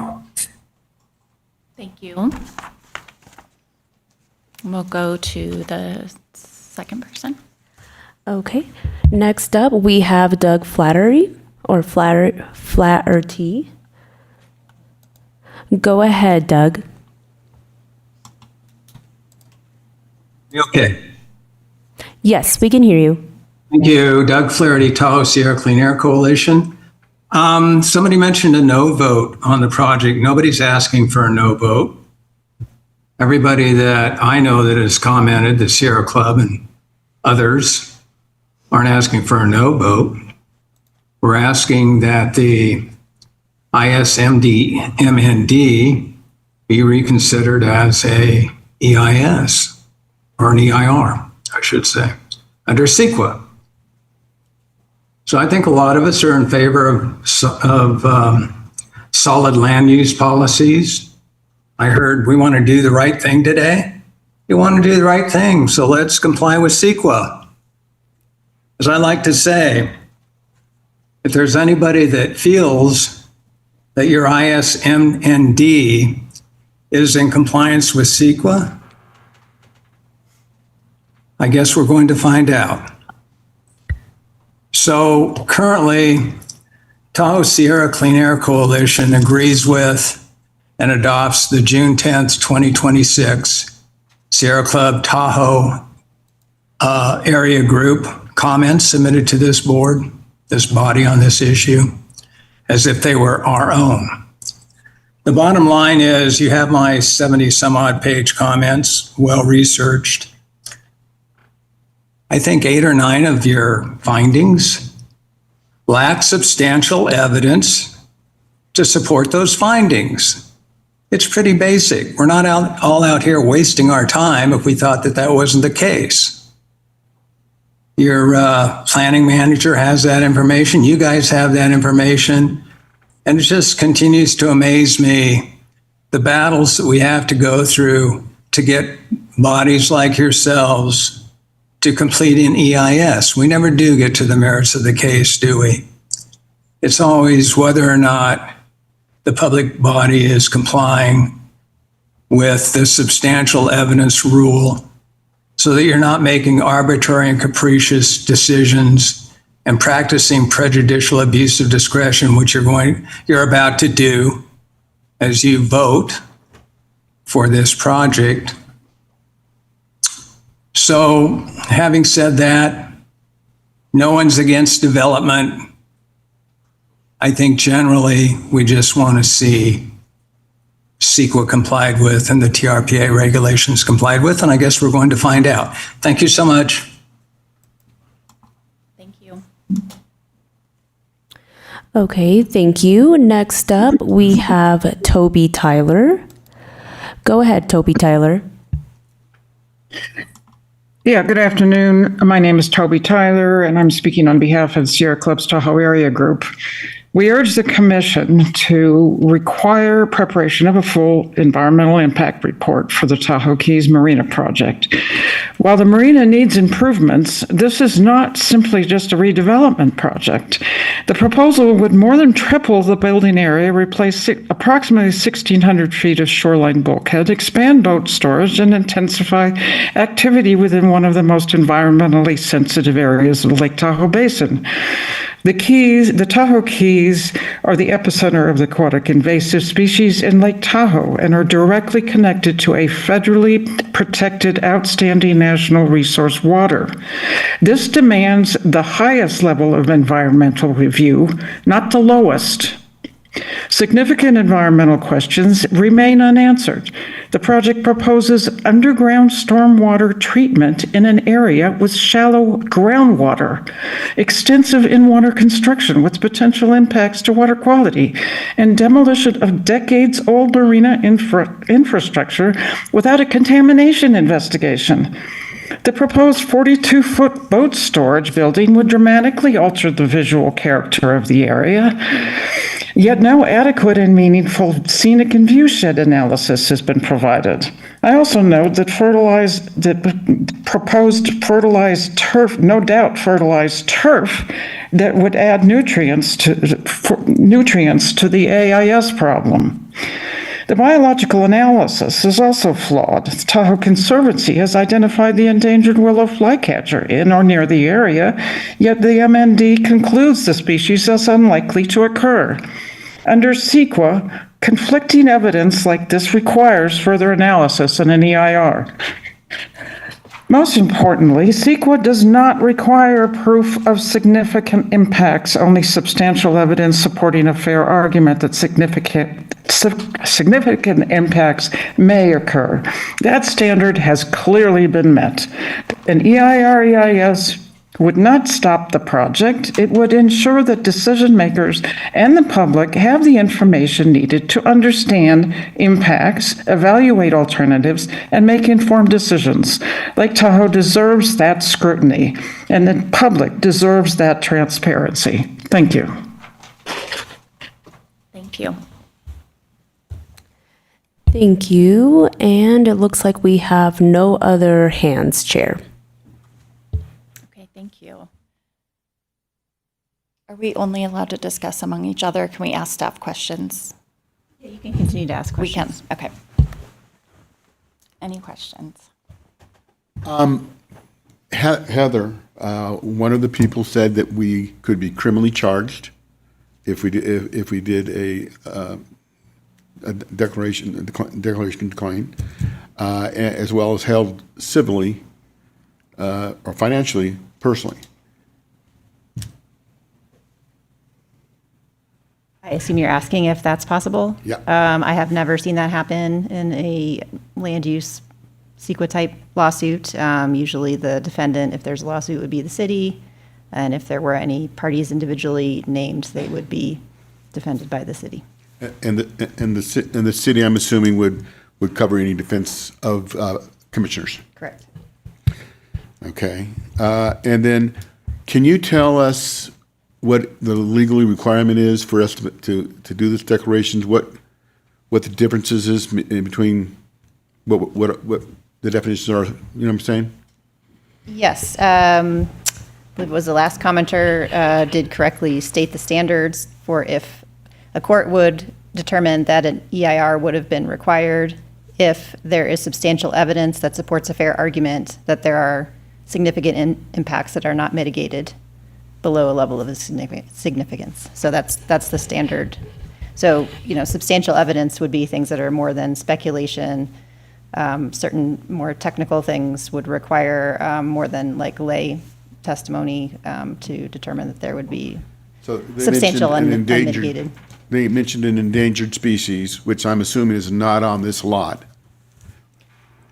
The MND did say there's not evidence of that being present here.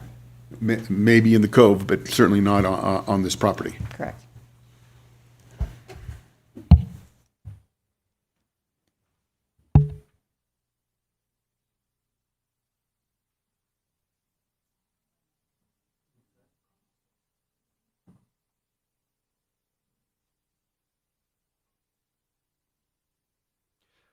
What would be the harm in getting an EIR?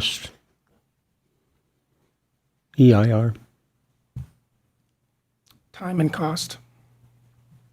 Would they say that would not delay the project? If we go with a full-blown, make sure I get this right, EIR for secret purposes, it would likely delay the project. Right. In your heart of hearts, do you think we should have one? Say that again, sir? What's that? Could you repeat that? I said, in your own feeling, you think we should have an EIR? As I stated in during my presentation, we feel that the initial study, Mitigated Net Deck, adequately analyzes the projects and the project impacts and identifies mitigation measures to reduce those impacts to a less than significant level. And staff's recommendation is finding that the initial study, Mitigated Deck, reflects the city's independent judgment analysis and find that there's no substantial evidence that the proposed Tahoe Keys Marine Development Project will have a significant effect on the environment. Yeah, I do have some, with the support of Keep Tahoe Blue. They're kind of like a watchdog organization over this, right? That's correct. Okay. There's a lot of support in that area, so that's one good thing, Well, I would defer to Mr. Patterson's public comments. I have a question about one of the public comments about the Tahoe Keys Property Owners Association purchasing part of the marina property from Suntex. Could you give me details on that? Yes, so there is my understanding, and Lou can probably chime in too, that there is an agreement between Tahoe Keys and the Property Owners Association on this approximately 32,000 square feet of undeveloped site on the southwest portion of the property. I think some of the confusion might have to do with the fact that when we published the agenda on Friday, we had the wrong plan set in the original agenda package, which showed development on this undeveloped portion. We subsequently revised that agenda and uploaded the correct plenary set on Monday morning, which shows no development, and that particular portion of the parcel is undeveloped. Okay. So that was in the amended agenda packet. Okay. It was in the Question. revised Go, you agenda finish up packet. yours. I do have a question on that, but you can go finish yours. Okay. Yeah, go ahead. Why was that property sold when it could have been used for more parking? Is kind of a weird thing to sell when you definitely need more parking. Lou Feldman, on behalf of Suntex. A negotiation occurred whereby TKPOA sold what was called the banana parcel to Suntex and obtained an option to purchase 32,000 feet of undeveloped land to the rear of the multi-use storage water tank building. So it was a negotiated process whereby Suntex acquired additional land and TKPOA obtained an option to purchase three-quarters of an acre. That transaction hasn't consummated, but the environmental analysis of the entire project excludes that 32,000 feet. It is not considered within the analysis because if TKPOA can satisfy the conditions of the option and acquire the site, they can put a water tank there, they can do a corporate. We have no idea. It would be speculation as to what that ultimate land use would be. But the environmental analysis has correctly excluded that 32,000 feet. If and when it is acquired by TKPOA, they will have their own environmental issues to advance utilization of that land. How long is that option for, and have they exercised the option? I am not in the transaction portion of the negotiation. I think that the option remains open for a few more weeks, maybe a couple of months. And whether or not the conditions of the option can be satisfied will be determined by the parties to the option agreement. Does the proponent know if it's been optioned, if it's been done yet? When you say the applicant has granted TKPOA an option subject to conditions precedent. If TKPOA could comply with the conditions, then Suntex will do what it is required to do under the option agreement. That's a transaction outside the scope of this environmental analysis. But has the homeowner association given notice that they're going to do that option? I don't know. And I think the that the applicant knows that at this point. At this point, they know where they have at this point. I think there are ongoing negotiations. So, okay, so they're in discussions about doing that. Okay. That's all my question for you. I'm not against this redevelopment. I think it's a great deal for the environment, because what is there now? The boat area where there's nothing there and they do boat storages, that's an environment nightmare right there. All the rest of the buildings are a mess.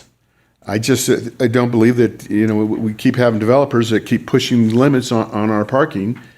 People are going to be parking, who are going to be going to the Keys, are going to be parking in the neighborhoods and if there's not enough parking in the neighborhoods and along Venice Boulevard, and taking up parking there.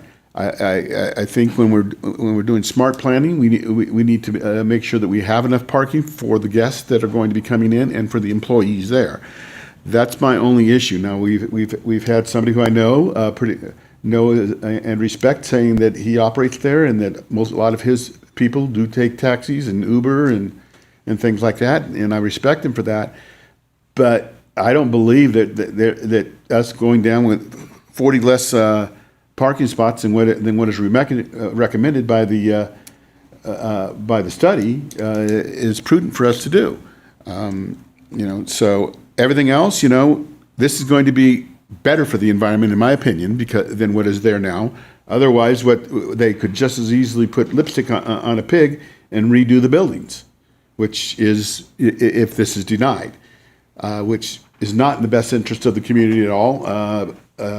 But I just don't like this, where developers keep on pushing for lower parking, lower than what is recommended by a parking study.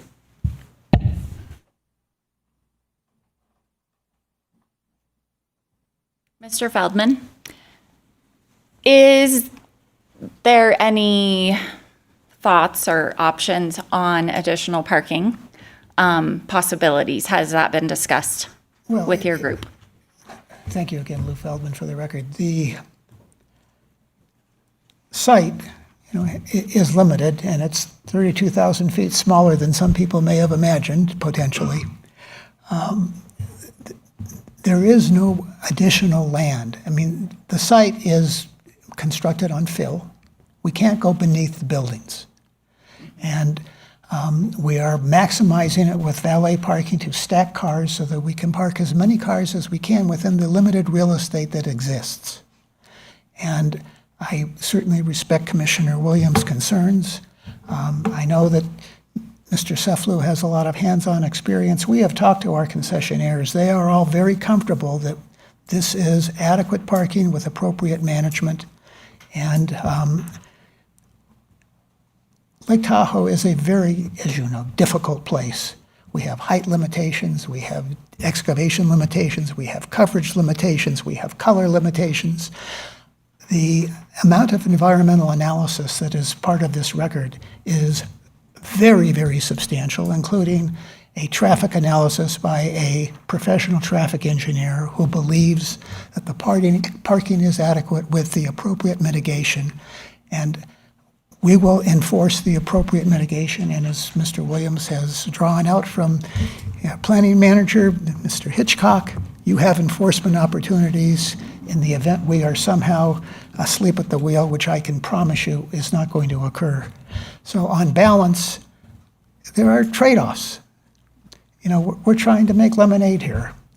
And I think we've done a pretty damn good job by the way. I would hope that you have sufficient confidence in what the developer has already demonstrated and delivered in advance of any project approval. I think they've evidenced a very high level of commitment to this community, and I would hope that the community would welcome their further investment. Thank you. Thank you.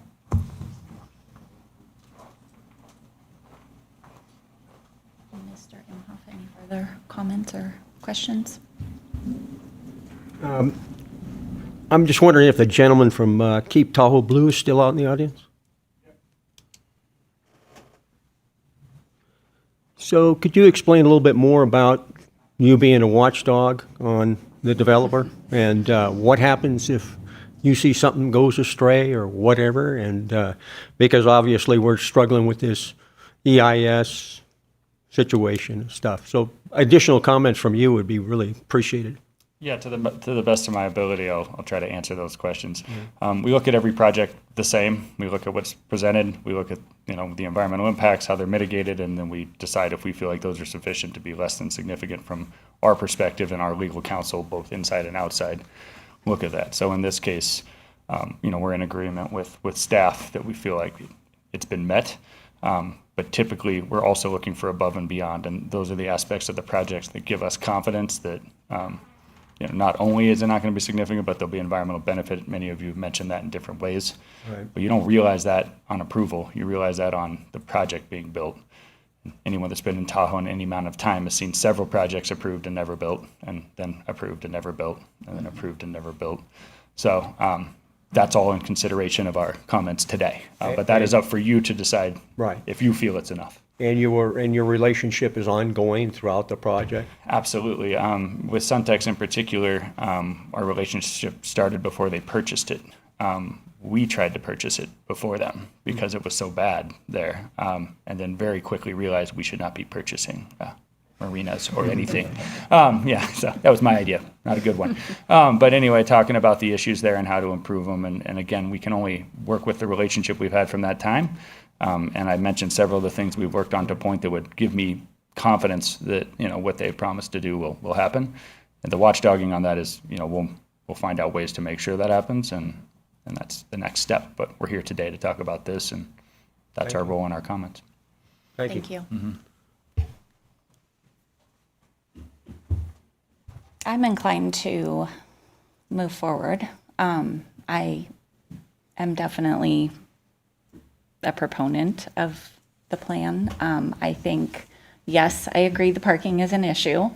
I also think that our city as a whole does need to look at things on a positive light, and we do need to be forward thinking about what this is going to look like for our kids and our kids' kids, and just general visitors that come and go. The marina is in a horrible state. One person commented that it's basically used for launching boats, and that's about it. And people that visit Cove East, I think it would be a huge asset to the community for them to build and make it vibrant and a nice hub away from the Marriott as well. I think that was another point made on this end of town. I think it would be a great attraction. It does seem like the environmental side is being very thoroughly vetted. there's always going to be opposition, and I'm not an expert in any of that, but I can hear what they're saying on both sides. I guess from my perspective, I would trust that the people that are doing the work on behalf of all the environmental side of things are doing their jobs, and there's watchdogs in place if that's not the case. So I ditto your comments. I think we should move forward with the program. I'm a big picture guy, and sometimes that sideline things get in the way a little bit, but I think this is a beautiful project. I think it'll be enjoyed by everybody around, and they'll manage the parking well. I believe that. Thank you.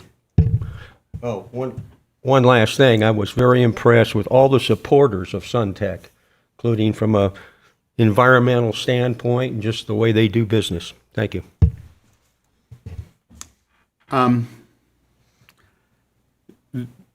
You know, I'm disappointed that they gave up 32,000 square feet, almost 3/4 of an acre that they could have been used for more parking.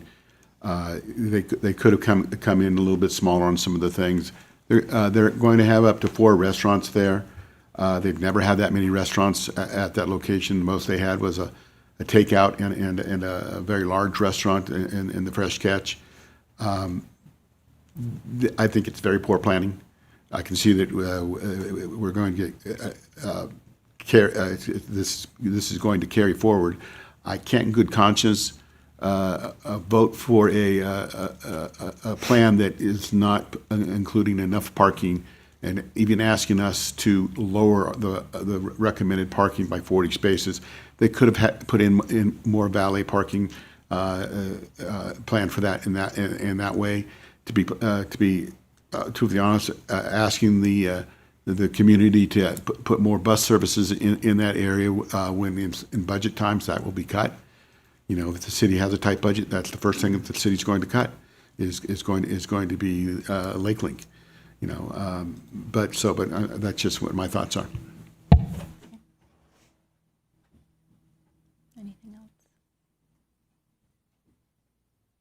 else? Would you be interested or more inclined in supporting it if there was a clause built in about parking that they had to do a little rearranging for? Oh, I support it 100% if they could put more parking in there. Mm-hmm. You know, but there's been other issues in the past where the planning commission, before either one we were on, where we asked them to come back and give us some more parking, and they were able to do that. Mm-hmm. So, and at that point, once they did that, we approved it. So, yeah. That's an option. I think I'd feel more comfortable with only 3 of us here if all 3 of us are behind this. I can't at this point. I can't at this point, not until they have more parking. Okay.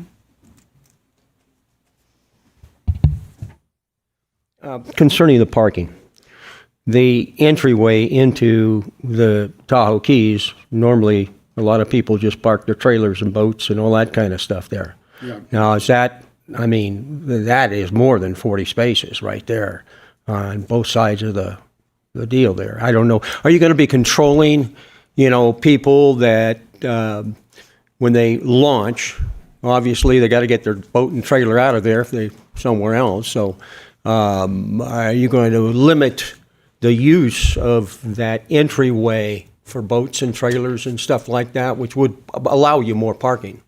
It will be highly managed. We believe we have an opportunity on site, you know, to explore adding potentially 10 to 15 spaces. That would be a fairly Herculean effort given, again, the limited real estate. It may result in a compression of some storage opportunities. It's always trade-offs. We would prefer not to have to sacrifice storage for parking, but that's on the table if we can bring this to a unanimous conclusion. Can the parking be reconfigured to put in compact, or is it already figured in? We have examined every opportunity to maximize the striping and the parking. So we would be giving up building volume to sacrifice building for parking. Commissioner Williams, would you be more inclined to vote for it if I would they be more were inclined to vote for more it committed to if another they're- 10 to 15 spaces? If they were more committed to more 10 or 15 more spots, I would be more committed to that. You know, figuring out where they can do it, if they can work with the Tahoe Keys Association, see if they can get parking over there or something like that. But, you know, any bit more parking that we can get, I'm more in favor of more. So Heather, could we add to the motion that we are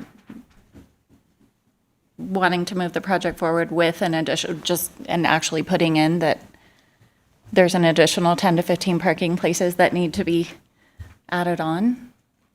I would suggest no less than 10, no more than 15, so we have Okay. an appropriate bookend to navigate. Yes, I think the way to achieve that with the applicants sound like consent to 10 to 15 additional spaces would be to include that in the resolution, so if you put that in the motion to adopt that resolution with that amendment, then staff can draft that before it is signed. Thank you. Thank you. Thank you. Who wants to make the motion? I can You give can it do a it? shot. Okay. Okay. I will move that we adopt a resolution finding that the initial study mitigated negative declaration reflects the city's independent judgment and analysis. 2, finding that there is no substantial evidence that the proposed Tahoe Keys Marina redevelopment project will have a significant effect on the environment. 3, adopting the Tahoe Keys Marina redevelopment project initial study mitigated negative declaration. 4, Centex will add no more than 15 and no less than 10 parking spaces in addition to what's already included in their plan. And 5, approving the major design review, special use permit, and variance. That's it?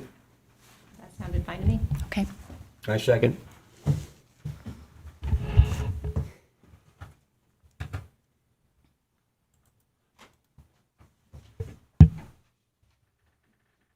That motion carries. Thank you.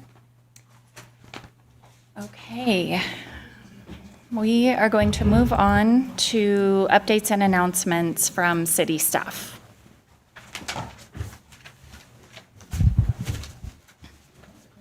You have a break in July. We do not have a planning commission meeting, and we'll see you back in August. Do we have I have any no updates on the past approvals? I don't, but that is it's on my schedule, it's on Zach and my schedule to bring that report back. Thank you. Any planning commissioner reports or comments? Does Heather have any? She said she did not. Nothing? Okay. All right, well, go ahead and adjourn the meeting.